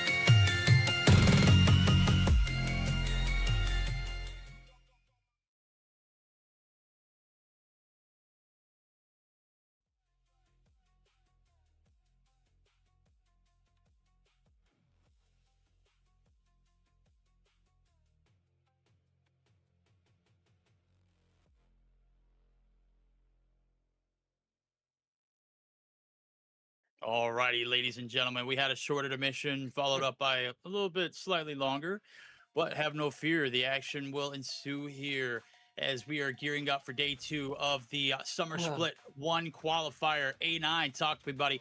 We saw the champions go down here in round number 1. We are expecting them to make a bounce back. Glorious, so standing strong as India's number 1 team as of right now. Oh, that's gonna get me roasted in chat, by the way. Yeah, maybe, but right now we're focusing on ETS versus Insight. You want to share about what happened with Insight on the back end, Insight versus Accelerate, or no? Should we just leave that out? No, you could go ahead and absolutely say it. And if they're following along in the bracket at playmobile.gg, they already know there was a 3-0 Insight beat. Who? Accelerate. That's it, Yes, man. That's guys. the one. A 3-0 against a team like Accelerate. Inside, I don't know. They must be cooking something here. But against ETS, let's see if it goes. I know in the previous matches and scrims, I've seen these two teams go pretty neck to neck. But first, we have Summit Hardpoints. Our yes, we are gonna be losing our voices here because the match is gonna be pretty fast here, just like we saw in Godlike versus Galleries. This is a close range Oh, map in general.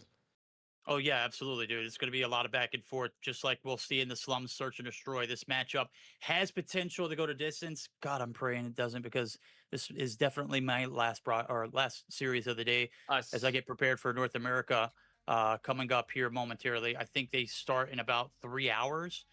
No, not even like 2.5 hours, and I'm going to be absolutely cooked. I'm going to be fried today, and then we come back here and clock in early tomorrow. I'm Yeah, going to be don't leave me out. It's destroyed. my last match as well for this broadcast, so I'm not doing any more if you're not with me. But yes, guys, this is potentially gonna be our last BO5 of the day. Just like yesterday, we only had 3, and we have 3 again. But for tomorrow, the timings are going to be around 3 p.m., not in the evening. We started around 6, 7, right? Indian time for us, and Hmm. probably like 8, 9 for Verdict. But guys, tomorrow is going to be 3 p.m. in the afternoon that we are going to be starting. So make sure to join at that time. We will have our finale and final matches, right? For our day, our first qualifiers of Summer Split, right? Yep. Last day is going to be just 3 matches. It is going to be the winners finals. It's going to be the losers finals, and then it's going to be a best of 7 grand finals. If you're banking on your team to win, you got to lock in and make sure that you are 100% here. Check the bracket at playmobile.gg. Check the action here now as we're getting geared up for our third and final series of the night. Who's booking their tickets to the winners finals? Is it Insight or is it Elite Titans? Let's find out now as the Doof is going crazy in P1. Yep, ETS in inside the first match of this BO5 series, Summit Hardpoint. We did have an early fix here with the R9. Abyss finding a 3 by the way over there. We do see a trades coming in, and huge kill comes in from Abyss, winning that gunfight and jumping down to heavy bottom here. And let me tell you, Inside overall have been on a roll. They have been performing really well in terms of overall performance. But ETS, on the other hand, just as much capable of as Insight is. And are we seeing stems being used here? Oh, you know, I'm not the guy to ask that question to, but I am here for all the diversity. And well, right now, Sten's not getting the job done here on the objective. As you can see, the lineup there from Elite Titans standing firm here in this open computer room. Abyss, Master, Zyro, Cravings, and Griffin, the starting roster on the left-hand side. You got Sound, Septic, Saksham, Schmeedy, and Limon. Should be an interesting series, say nonetheless. P1's down to Dustin, very mixy, 29-19. Heading over to Scaffolding for Noob. I love the accent, by the way. I love how you pronounce Shmiti. Sounds very catchy. Yep. No, Shmiti. Sounds very catchy. But here, 26-32, and we are looking at our second objective here, which, like the first one, it goes pretty back and forth here. Not a lot of advantage is to be seen by either of the teams here, but Abyss with the equalizers here finds a pick over there, and we have Cravings as well with the War Machine. Probably gonna be shooting that over the second OBJ and entirely in general should be clearing it out, but we do have trades here. Master finding the 2, and the feed is just completely blue here. Sound getting a 2, and we have Smithy and Zyro here exchanging those R9s in general. Those definitely doing some work. 45-39 on the scoreboard and pretty neck to neck as of now. We are going to the third OBJ, which in general is a money hill, and early rotations with spawn control is going to favor the team of Insight. Yeah, this is going to be an uphill battle here for the side of ETs. What are we doing here? Late rotations, 2 done. Dusted is Sound finds 6 in the feed. Finally, he's going to be answered for. Backline still in blue as Sound holding the fort down. ET's trying to strike, but there goes the ops on the left-hand side of the screen, shutting down everyone into oblivion. As Septic is going on a spree. 13 in his name as well. Make it 14. Hello, going to get some help from the Claw. That is great operator usage. Floodgates now trying to open up on the left-hand side of the screen. It ain't happening. This is ET's getting put into a blender here on P3.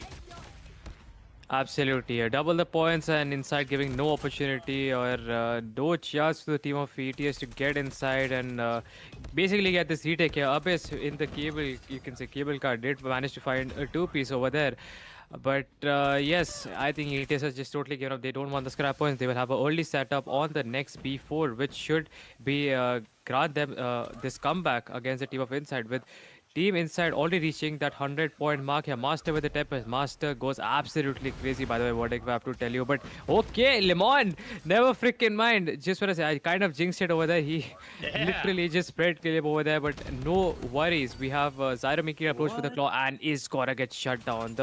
The performance, and we don't see a lot of operator value coming in from both the teams in general, the players. Yeah, I'm definitely seeing a lot more out of Insight. Elite Titans kind of lost here in the sauce. They got the spawns, couldn't capitalize on anything. That's going to be the last player left standing on this side of the map. Snowside, Limon clears Chet. He's that guy. 2-piece to his name. Going to continue to hold the fort down. Here comes the Doof. Oh my God, Zyro, get back into the weight room, buddy. Get your gunny up. That was just not it. My guy, break. Going to get shut down. The lead going to continue through Insight. Running circles around him so far in the first set of hills. Yep, 133-49 Inside with all, you could say, almost a 100-point lead in their name. We have Sound, we have a Death Machine ready to go, not going to be using it. And probably, I think now is not the time instead. Back to the first OBJ where Lemon unable to confirm that kill onto Griffin here, giving away the computer control in general. Smithy here with the R9 and still able to win that against Zyro. 3-piece comes in from him. Saksham in a very good position here with that XM4. The ARs in general are he could have a complete overview of the first objective, basically taking care of heaven bottom and heaven at the same time while checking the stairs and connectors. But let's see, Sound here with the death machine found the right time. Goes basically gonna be taking out the players one by one. But wait, Abyss, huge gunfight as Speethy comes in with a trade here, war machine of his own. And I think we should be seeing that inside might be just taking those points here away because Griffin, on the other hand, 1 HP and ET is not a lot of advantage has been given to them, if you know what I mean. No, not a lot of traction at all. Finally, a little bit of breathing room. Still down by about 75 as they are getting doubled up. Rotating over to New Master, trying to clear the path, make something happen. Craven's going to be there for the last second contest. 75-150 is the official stat line. Master roaming the map, looking for anybody. Finds his first victim. Is finally going to be able to get the kill to show for it. But it's Septic in response up top. Controls that all the time. Aye! Yeah, Septic's him. He's going to be able to find a third to go along with it. He is running a rampage and a muck and inbound. Here comes the Predator missile to go along with it. Oh, wait, that was Masters. Not going to be able to find, but more than one. Still the control going to go in favor of Insight. Z, command victory here so far. Almost 100 points now advantage. Let's see if they can continue on now. As P2 are coming to a close. 171 to 81. You have two operators out from the team. VTS here. Zyro with the pre-fire through the smoke and Abyss. Huge play by him. Takes down 3 players over there. Not a lot of room is been given to the team of Inside as of now. They have all been pushed back to the spot instead. And as you can see, we have a pred kill coming in from Septic here to Zyro. And we should be moving back to the third objective, or you can say third hill, where we only see okay, Inside again with those lucky spawns. I am just gotta be pointing that out here. They are again might be having this advantage, but the stand in the hands of Septic is definitely putting in the work here, and trades do come in. We have Master 180 turn, clears the OBJ. Cravings might be making an approach from behind, but Smithy is gonna be there to back him up. His teammate is still there here, and no, the trades do come in, and the team of Inside back in control. Back in control indeed. Schmeedy putting in work. R9 overpowered.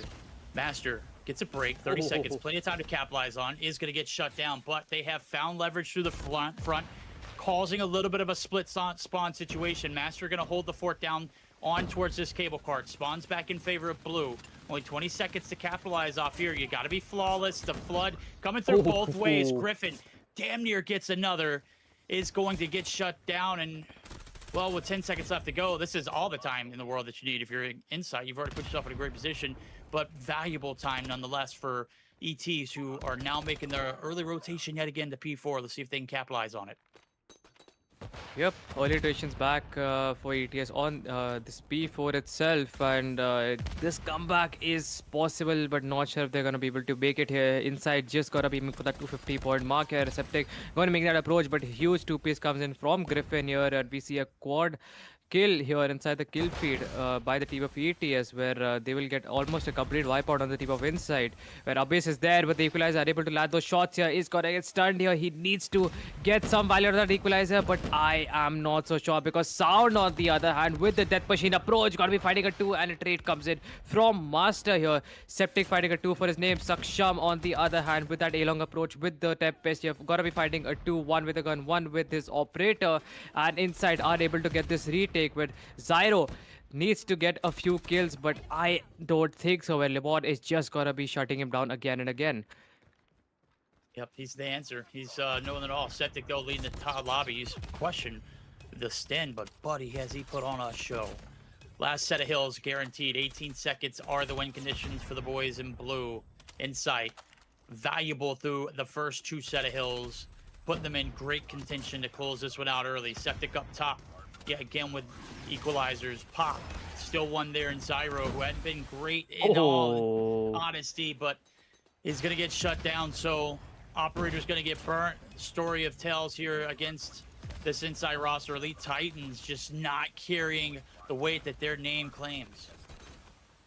Yep, just 5 more points needed as of now for the team of Inside, approximately, to finish off this first match in this BO5 series. Yeah, and Lemon takes that kill here before he gets shut down, and we have ourselves the first winner of this BO5. Inside do win by approximately 100-point lead, which is massive, by the way, with how these teams perform in scrims and all. It goes pretty neck to neck. Sometimes ETS wins, sometimes inside. But now for today on the main stage, inside looking much better.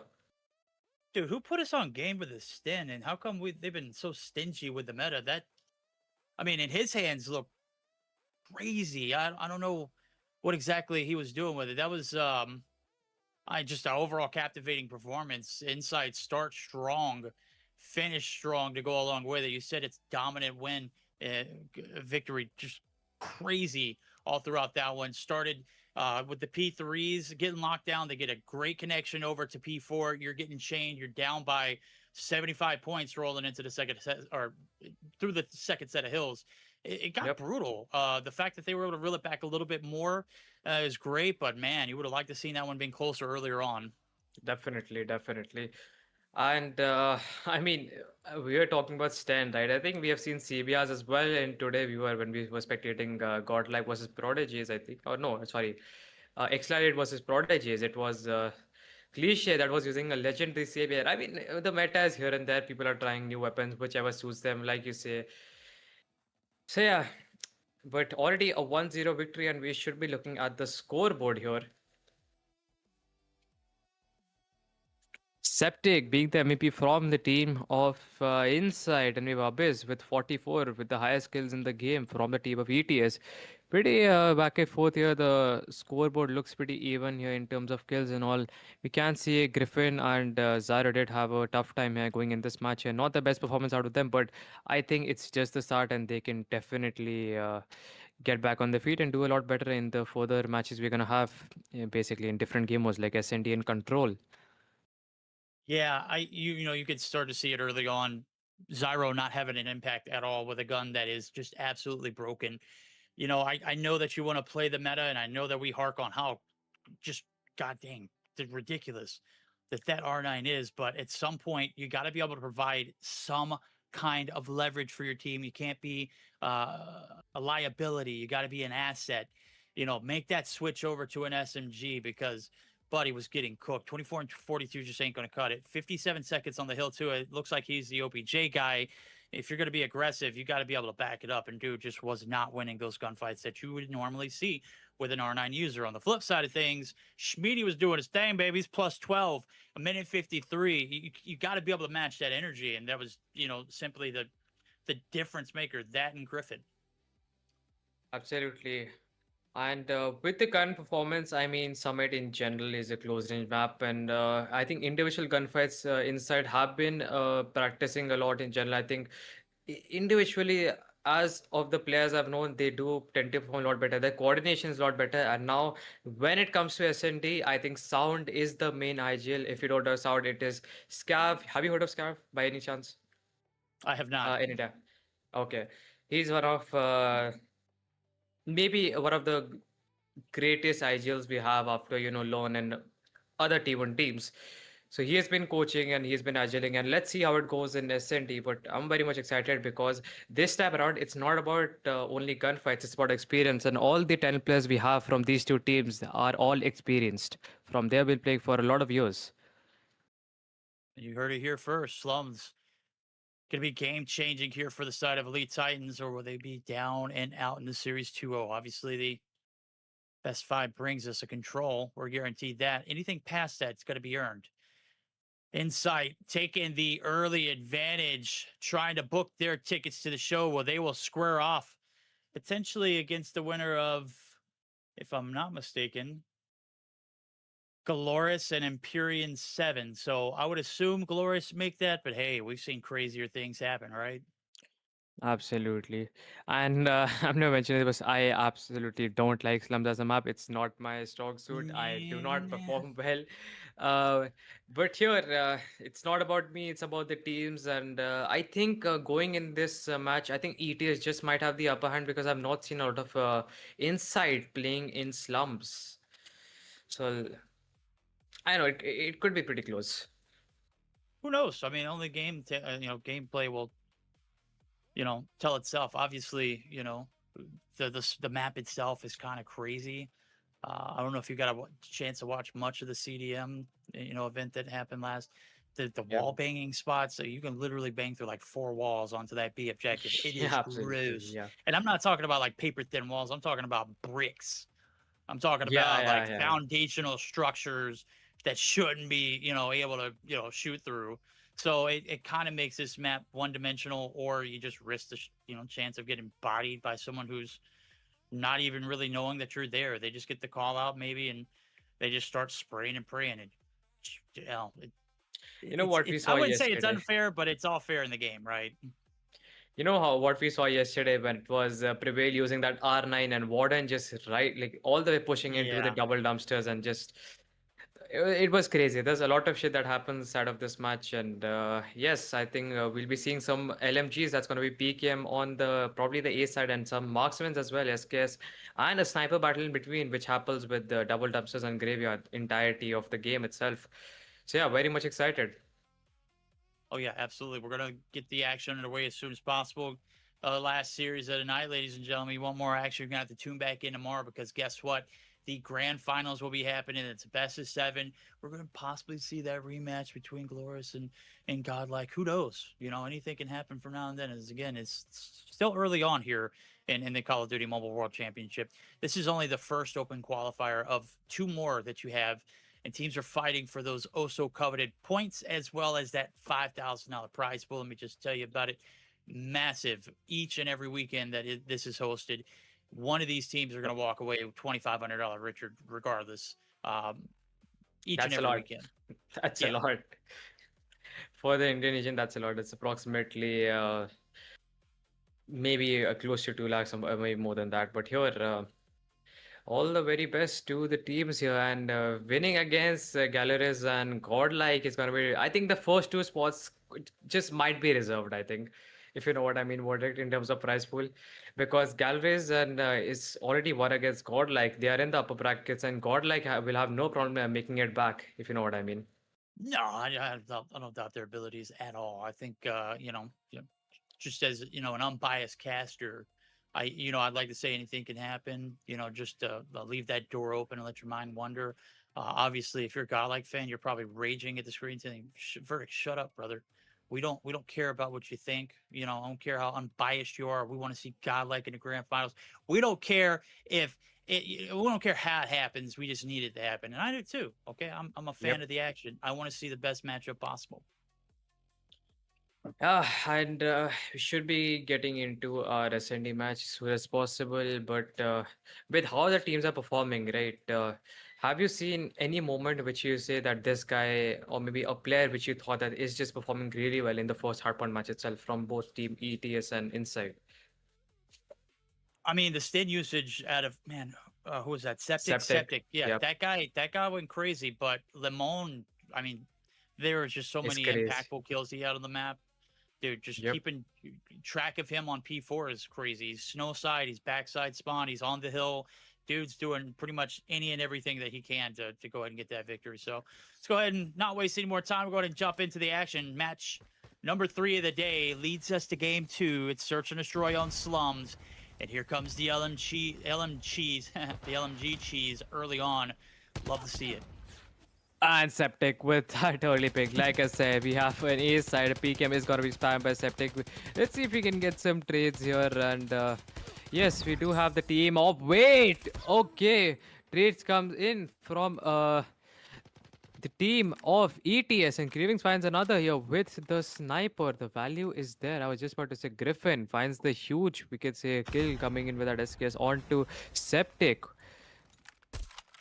But here, a 3v4 situation, and ETS still deciding, contemplating on where to push or maybe how to play this right, because they do have a life advantage and I think they're going to use it to the fullest. They have not picked up the bomb, which is, I don't know, the right move or not, because they're making an approach early on. They should be getting a pick, but Saksham shuts down Griffin here through the wall back. Definitely spotted Lemon with that pocket Wow. marksman.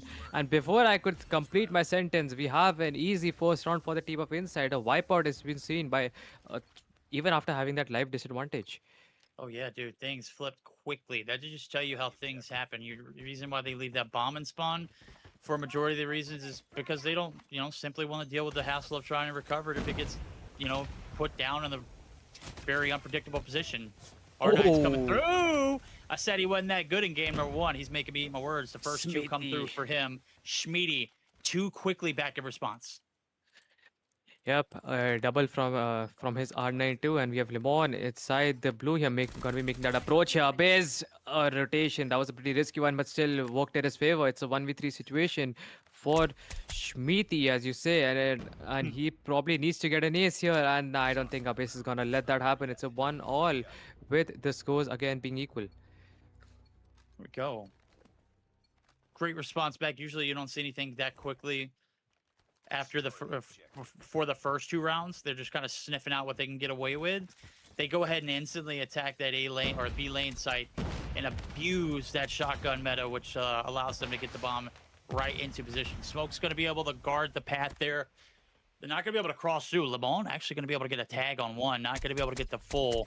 And Abyss going to live to see a few more seconds here in this round, maybe a few more, as Cravens and Septic both drop. We've got 1-for-1s. 4v4 style master. Oh my god, catches sound out in the open. That is not a great spot to be at. Yep. 3v4 situation again for the team of Insight here. Saksham doing his best, taking a look over at the blue side, and that's gonna be the blue broken building. And up A approach comes in from Abyss, shuts down Lemon. The sniper main falls from the team of Insight here. Saksham tried to go for a rotation back on, but Master isn't gonna be letting that happen. 2-1 on the scoreboard. ET is back in lead. Back in the lead, back in control. 2 rounds dominating after falling flat there in the first, but hey, anything happens. Right now, slow and steady wins the race there in that third round, rather. We'll see if that's the same approach as we do see. Bombs was collected. Now they're looking for the picks to go along with it. Schmeedy drawing a line in the sand that says cross this if you might. First blood, Oh. second blood, actually. It's going to be Septic who's going to be there. And that is going to be in a great switchblade set of kills there to pretty much close out this round if Zyro doesn't do anything else about it. Whoa, what is that range? Brother! Saksham got absolutely annihilated over there. That range on that R9, a quick double tap, and Smithy is gonna get shut down by Abyss from behind. That timing is just not gonna work out. He was checking that angle the entirety of this round itself, and just when he is not looking, he just managed to get right there in time. But anyways, it's a 2v3 situation and 40 seconds remaining. We have Sound making an approach from the first OBJ. Cravings has absolutely no idea. 30 seconds, things starting to slow down. Shots coming through. Zyro right on the opposite side. Looks for the stun. Does get the hit, but Limon is dropped in the meantime. Sounds tagged. Oh. Does get 2. Has to reach in. Pushes out. Cravings knew exactly what was going on. Does not miss when it mattered the most. And Elite Titans putting their flag in the ground here early on. Search looking a lot better than that hard point. Very commanding rounds here for the boys and Elite Titans. 2 runs ahead as of now. We do see an aggressive B approach coming in from the team of ATS here. Okay, maybe a passive approach was really working out for them, but trying aggressive and risking it all over there with Seps. Okay, Abyss finds one onto Lemon, Sound with the trade, and we should be seeing a 1v2 for Sound itself. We're going for that rotation, finds one, and unable to finish that kill, and he is in a very rough spot. He's still unable to land those shots, finds one, 1v1 situation, both SMGs left, a head glitch, and Abyss should be able to take it. Well played indeed. That's great. You get the exit on the outside. You retreat to high ground. You got a heady. You force them out. That's exactly how Search and Destroy is supposed to be played. Kudos to them. 4 rounds in a row for Elite Titans, and they have stricken gold here in the first 8 rounds. Taking their fair share of it so far. We'll see how many more they can get out of it. It's Cravens and crew looking to find anybody who peeks through middle of the map, and you can see it. The defense not giving them anything to work with right now. Trying to go for the early picks. We have Abyss all the way pushed in the blue building. He knows there is a player to his right from the team of Inside. Sound in a very good high angle here, holding that head glitch on the double dumpster. So you can see that single dumpster near the bomb site here. Abyss goes for that mid-range cover and no, unable to confirm that kill. Switchblade, not the best option to be using in long range. I mean, even after that buff, the bullet spread is just not that great. But here we have the team of ETS still deciding on where to push. We have a mid approach coming in from maybe quite a few players here. Two of the players have pushed. Saksham is absolutely invited. Spots a player, and Abyss still manages to win that gunfight. Puts the team of Insight in a 2 life disadvantage. Down taking one is instantly traded out. It's down to Schmiedy. Lemon there too. Big gunfight there. He's able to take the second, make it 3. Oh, gets taken down, but it's Lemon who gets the last laugh. And the bleeding has stopped. The wound's still very much so fresh. 4-2 lead, still in the hands of Elite Titans, but this first 8 rounds could leave us with a 6-2 advantage, or maybe even tied up, or somewhere in between. We'll find out now as the action ensues. Yep, nades to go. Oh my god, nades do go down here, and Griffin is gonna find a lovely 2-piece here with the nade. That trophies won't be able to protect him. The team of Insight, and the bomb is probably gonna get planted in just a second here from Griffin. Abyss, those players spotted, and Abyss still manages to win that. And we can see a 1v3 situation for Saksham here. This is not going to be pretty for him because all the angles are being holded. We do see a player coming in from the team of ETS with a rotation. That is probably going to be Griffin. Okay, no, Griffin was on the head glitch, and Abyss from behind. Hey, Saksham. Oh, man, that's a damn bad gunfight to take. Abyss is shooting rockets right now. It don't matter if it's at range or up close and in your face. Brother, he has been the man through the first 7 rounds, 13 to his name, averaging just under 2 kills per round with simple math. And man, odds should have told you if your teammates were calling it out. Don't push that guy. He is lethal. Septic, Stin in hand. They're getting aggressive. They said they're not taking it. Master makes them eat their words. Sound there quickly for a trade. Will he be able to get another? Griffin, what are you shooting at? Oh, it doesn't matter. Sound's the last man alive on the side of the map. Yeah, he needs to be getting this ace if he wants to win this round here. Let's see if he's able to come through. But Master, on the other hand, will have no problem actually making an approach onto him. And Cyro with the trade here. 6-2 on the scoreboard. And ETS literally just bullying Inside right now. Even though the sides have been switched, let's see if we see some retaliation coming in from the team of Inside as of now. Yo, I'm going to need that guy who said in chat that the R9 didn't belong to Zyro because, brother, is he cooking right now? Him and Abyss combined for 23. Nobody even in double digits on the left-hand side of your screen. We flip the script now. You got to be aggressive. Insight down 6-2 here in this search and destroy.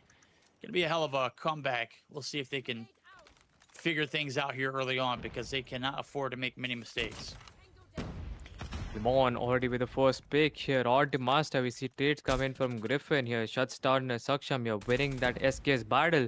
Abyss still being patient here. He knows the players are there, basically going to be holding those angles, making sure not to actually overextend what he's already doing. But wait, did I just get to see a wall bang coming from Lemon, and Abyss simply gets shut down over there inside of the blue, and he wasn't expecting that. And wait, that was not the peak here. Griffin is always an SKS or a PKM user checking over that broken wall, which people love to hop on. But here, a 1v3 situation for Smithy, and it's always Insight that is in clutch situations. Okay, always clutch situations here for the boy. Can't answer the call here in round number 9. 2 rounds away. And we'll be heading to the control chat. Trust this series getting spicier by the minute. We'll tie things up if the side of ETs can find a way to shut it out. Hadn't had a problem doing so far through these first 9. Craven's open up with 2. That's not a good sign. Attacking strats, very one-dimensional. Saksham yet again in a 1v something scenario. Yeah, it's done. That's going to be another round awarded. We're on that point. This is not looking good for the team of Inside because ETS, like if my prediction was on point again, I did say that ETS just might perform better than team of Inside because I have not seen Inside play a lot of slums here. At least never heard of it, never casted them a lot on this, and I think this is where ETS is just shining at the moment. They're showing that they are more than capable of handling a team like Inside here. It's just not gonna be an issue for them. But here, with the round has started with 1 minute 40 seconds on the clock, they are gonna be patient as Zyro already getting their first pick onto Lemon. The sniper fails there. Abyss picks that approach. Can he get Oh, another? Unfortunately not.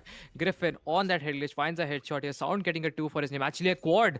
A 1v4 comes in from Sound over there, and we have Master left with a 1v2 situation this time around. Let's see if he's able to come through. Nate's shot's over. No one's exited. PKM, he's got 88 bullets in a dream. Saksham, the first line of defense. Oh, gonna get caught on the transition now. You ain't got time to unload that, buddy. 71 bullets, just run it. Good intuition there as an 8 shot over the top, shut down. In sight, down the one in sound. And SMG picked up for Master, and the clutch is bound. Hello, ladies and gentlemen. We're tied up 1-1, rolling into the control. I was very much excited to see that maybe the team of its side, right? Sound in the end would have gotten an ace, but I guess not. Master is gonna be able to win the gunfight just in time. Finds a switchblade, is gonna be weapon switching, and a perfect prediction to check the first objective for hardpoint. I mean, at least that mid circle is what is it called? The statue, I guess, or something else for. But here we have 1-1, and we should be taking a look at control. Probably this could be a close series and potentially moving to map 5 as well. You never know. I don't know if I can handle 2 best 5s going the distance today. Granted, I've got plenty more games to cast later on tonight.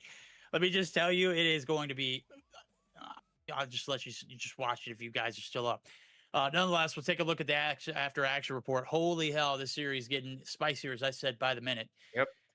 We'll see Abyss, like I said, shooting missiles, brother. 15-6. Where were the trades at early on? That dude just went unchecked for majority of the round. Zyro finding maximum value out of that doof. You saw it in proximity to the range. Is crazy. Absolutely. Abyss with those close quarter gunfights, that SMG going for rotations really did the work for his team here. Very much important getting those rotations. And Zyro as well. Someone was questioning him about his R9 skills in the summit, but I think we're not gonna do it anymore. At least he did perform well inside. I think he just had a strong, like you can say, a lose or a soft start, as you know what people say. But Septic, on the other hand, let's just say his performance wasn't the best coming in from the team of Insight here. The Sten wouldn't be the best here. I think he was using a PKM at start. He did get the first initial pick inside of this game. But yeah, not a lot of value to be seen. None, not at all. Absolutely. You know, in a game like this, snipers have so much impact, but on that map, I mean, neither team had really, any say in the matter. When you've got a guy like Zyro and Abyss, who was running the map, SMG and the most broken shotgun the game's ever seen before. Of course, you don't need much value out of the LMGs. You don't need much value out of the snipers. It's just one of those ways to mitigate the damage. You know what I'm saying? So tie us all up. We'll take a look at the best of 5. Where will we be heading for our next map? Hello, beautiful Hollywood Hills of California have never looked lovelier. I did not want to see a third raid in a row. I'm not raid, but standoff in a row. I love raid or standoff. Don't get me wrong, but as far as it comes to control, raid is the better map.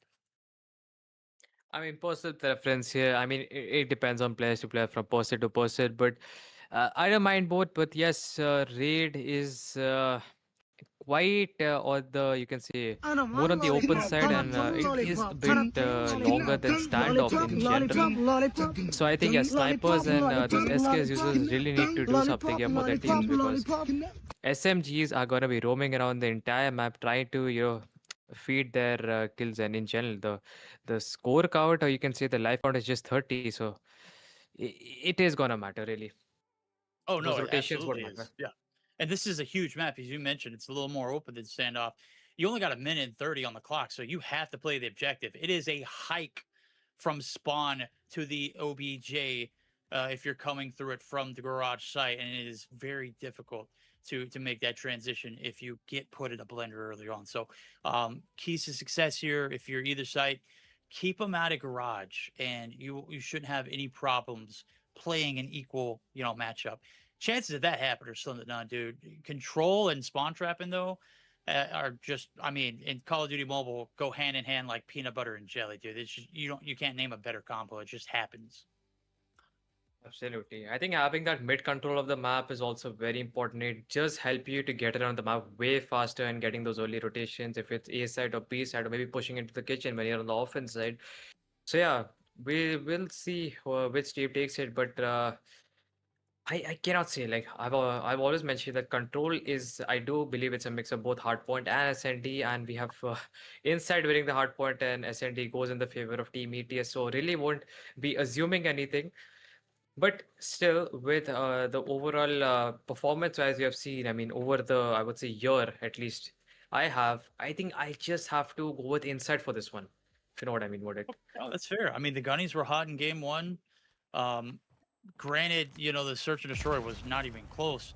I think I'm at the contradict you here. I think I got to favor Elite Titans. The open playstyle seems to favor their flow of game, and since it's not Summit that's up close and personal, I'm thinking we're going to see the exceptional gunplay out of the long and mid range, the SKS, the immediate impact of what a spawn trap could look like. And surely enough, Master is going to find a 2-piece.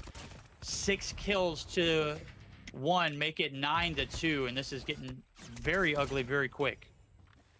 Absolutely. 7 lives advantage already for the team of ETS. Already, the team of Inside are in a bad spot where A site has already been captured 2/3 of the way, and B is it was being captured. But I think Inside is mainly focusing on letting that A site be lost here and just going to be protecting the B over here. But the B side has in general a lot of entry points, and I am not sure if Insight here will be able to do it, especially when they have 10 lives disadvantage. And Master, with having those operators ready, about to get a kill with that bread, yes, lands that onto Sound. I'm just not sure. This just might be a first round for the team of ETS. It should be. I mean, first tick of progress coming through on towards the B site, and they've already captured the harder of the 2 objectives relatively quick. Elite Titans handling business here on their opening offensive round. Sound trying to shut down the push is going to get traded out. 8v17. You can live off trades if you're Elite Titans, but you got to get the kills in 2s if you are Insight. And, well, Schmiedy did find 2, but is quickly traded out as Master is going to be able to find another. Sound going to be shut down to the last 5. Standing on the left-hand side of your screen. Elite Titans, a masterclass here in their opening offensive approach. You can do it by ticks or by kills. It doesn't matter at this point. Team ETS in a much better position here. We do see trades coming in. A 4v9 situation. Abyss and Master and Zara, the SMGs from the team of ETS, just shutting down the players from the team of Inside one by one here. Saksham all by himself makes an approach here with that SKS, and he knows for a fact this is just to be like just give away his life and now just save the time for all of us here. 1-0 already for the team of ETS. Quick little hit over towards that pool side. It's a hot day. You got to jump in the pool and cool off. Paid off dividends early on. That's what happens when you play the objective. Again, I mentioned you get waived off the first. It is very difficult to get back into the swing of things. And again, Elite Titans a certain dominance early on. They've got ops to go along with it too. This should be a plethora of kills that should favor them. Rips one off the heady there as the Tempest finds a second. And they're looking to put the pedal to the metal. Abyss clearing out all the damage done. Only one player to deal with on the back lines. That's going to be Saksham. He's going to be dealt, or Schmiedy rather, is going to be dealt with. And, well, hello, back to the spawn they go. 1 minute left to go on the clock. Do have 1 tick of progress, which is great. It's a step in the right direction, but, man, it's an uphill battle moving forward.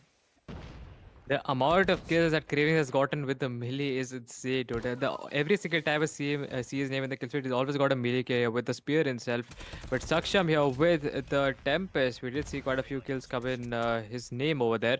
17-24, the team of ETS. Yes, they are inside of the lead here. A quick feed comes in from inside here, trying to even things up. But the question is, will ETS gonna be letting that happen here? And look at that, Master finding another 2 here, almost giving away the chance here to the team of his side here from getting this B objective with 30 seconds remaining. Got to do something quick here if you're the side of Insight. All of your map control has been lost. You're back to the spawn, and like I said, it is a hike to either objective. Pick the poison Will you go B where it's heavily guarded? Septic going to be able to find the first there towards that B side. Ring control is great if you can get there, but it's all about winning the gunfight. Zyro able to get some shots in, but Septic able to win the better of that one. 6v15 and be a pipe dream if they're able to clutch this round up, but still very doable. 11 seconds on the clock, no mistakes to be made as well. 5 kills, no respawns to go to. Absolutely, and inside we're just down to last 5 lives here, and ETS are just gonna play it slow, and they know for a fact they have an advantage. They're just gonna be holding down angles and just pre-aiming all the corners, and maybe having the slow approaches in general. Last 3 lives remaining for the team of Insight here. Saksham and Smithy all by themselves finds one onto Zyro, spots another here. Saksham finds that kill. 2v9, and I think we just could be another round here for the team of ETS with a 2-0 lead, and maybe getting inside the lead overall inside of the entire BO5 series as well, if this is how it goes for the entirety of this match of Wait a control. damn minute. Whoa, Schmiedy shooting some rockets too as well. I mean, it's a 2v11 for grabs. You got 40 seconds. Griffin's in a great position. You got ops if you need to burn one. Schmiedy continuing to go out in his bag, but again, they both go out. So you save. You got 4. I think you got 5 maybe on the left-hand side of your screen. You didn't have to use relatively anything on the right-hand side. So, I mean, this is an all-out gauntlet. It could be a 3-0. It could be, you know, a back-and-forth kind of affair. But, I mean, operators aside, the gunfights have just looked way better for the side of Elite Titans as well as the map control. Absolutely here, and going into, who knows, potentially the last round if ETS wins this, it's got to be a 3-0 victory for them, and I don't think Insight is ready to let that happen. We have Cravings with the Annihilator out, spots a player. It's going to be making sure that none of the players actually backstabs him, because the Operator Valley needs to come through here, and he is going to get shut down by a sound. We have Master with that Tempest, spots the player, unable to confirm that, and Limon comes in huge again, shutting down that Operator. 26-24. Saksham with a Tempest of his own, probably making an approach, and Sound with the Sparrow attempting for that spawn trap. Master again getting those footsteps here. Patience is always the key here. That presence of mind is there. He is going to be making that approach again. But before that, we do see the feed being entirely blue as of now, with Smithy with the War Machine's going to go absolutely massive. It has indeed. Finally, for the first time, you got a little bit of an advantage if you're Insight. Hadn't been on this side of the gunny for a hot minute, not even since the hard point. So maybe they'll pick up the slack. ETS looking to shut this one down. Well, things getting a bit drastic. Lemon, hello. Annie in his hand is absolutely denying you pretty much all the map control that you had fought hard for. No ticks of progress to show along with it. Zyro going to be able to hop right onto the ring. Sight could be a tick of progress. Keep in mind of that as we take note of who's going to be taking the advantage in that overtime round if we do get it. As of right now, Insight just have to battle it one round at a time. Looks like they might have this one in the bag. We'll see if they can stop this push from going through. Wait, okay, there we go. Ooh. I was just about to say that was might be a choke coming in from Master, but nope, he was managed to able to confirm that kill. But as you can see on your screen, we do have the team of Insight in a much better position here. They are shutting down the team of ETS, which is last 4 lives winning, and finally we might get to see a round in their name, and who knows, probably able to make this comeback and stop them, the team of ETS, once and for all. But here, Saksham fighting first here. He knows where the players are. Spots another, unable to confirm that kill. It's going to be making that approach here. But Zyro, he knows, but unable to win that against SK's 2-tap. Of course, we have 2-1 on the scoreboard, and now this is really going to matter, because now the team of Insight are on the offensive side. All right, let's see if they can do it. They held off the aggressive push, maintained the waves perfectly. They gave away that ring sight, but it was for a better cause. Fight to live another round. Zyro out. Claw at the ready. Is shut down. Big kills coming through early on. Advantage back in the hands of Insight. Again, I had mentioned they haven't had very many of these opening round kills go their way. And Abyss is telling you why. This guy is on an absolute demonic mission. Finally going to get shut down. So back and forth we go. Big kill there for Sound and Saksham. Schmiedy at a distance too. They're looking to get some traction here on A. It's going to be denied.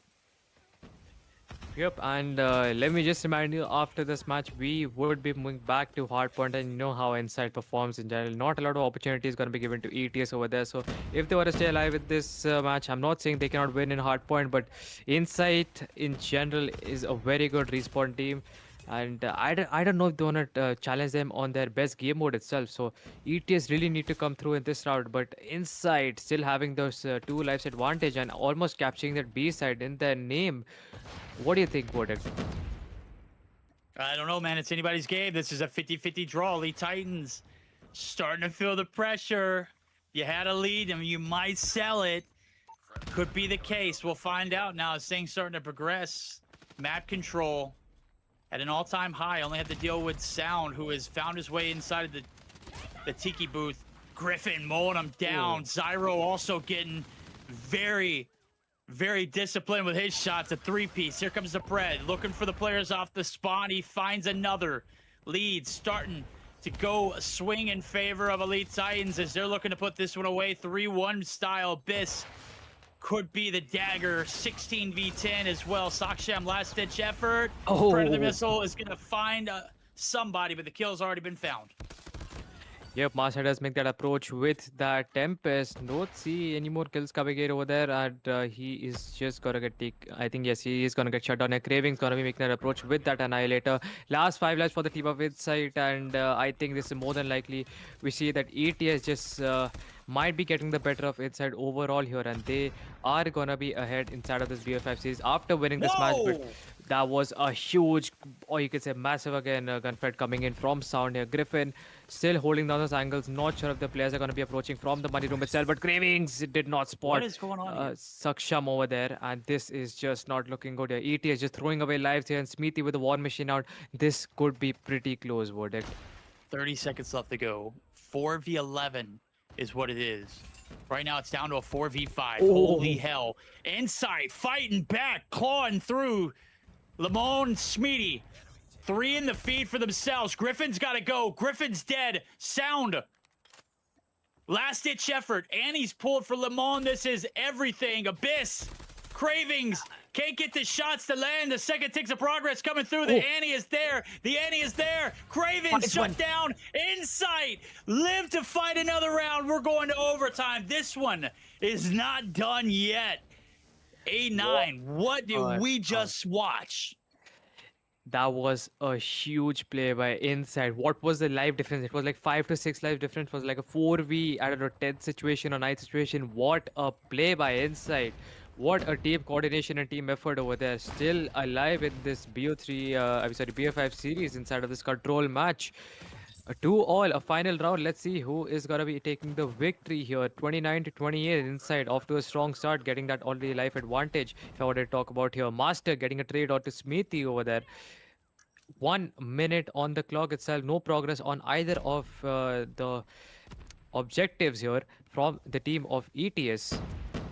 We have operators out by Sound and absolutely going to get demolished here by the SKS in the hands of Griffin. That Sparrow is not going to be seeing any value here for the team of Insight in general. Okay. Wow. There's no way that we're...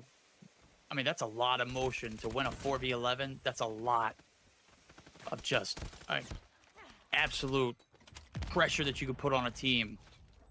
You choked 11v4, brother.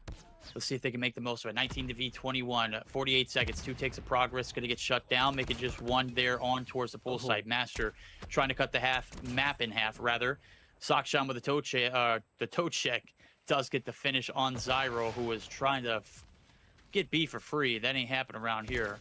Operators out, they're trying to go big. Oh my, you don't account for Sound, as nobody heard him coming right through the backside for sure.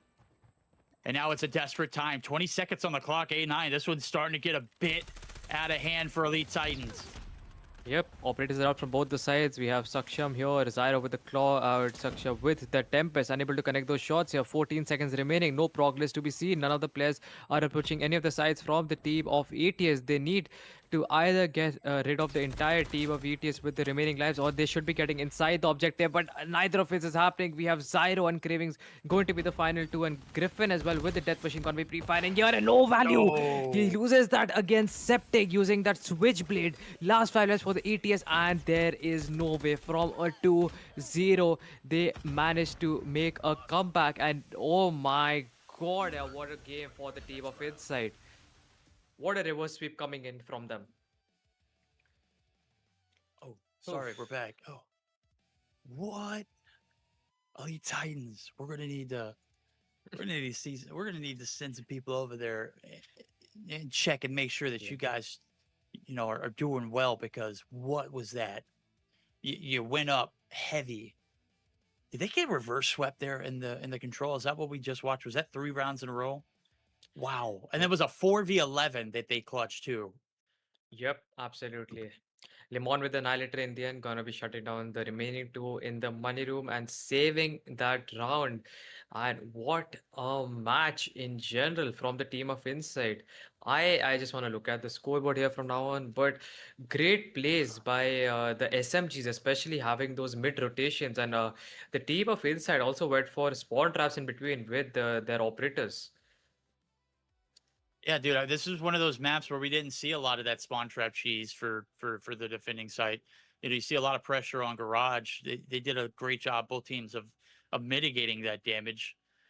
I mean, I'm reading from Master. It was a 5v13. So 4v11. It was 5v13 to a 4v11. Brother, what did we Damn. just? I mean, you don't see things like that happen very often. When they do, they're magical.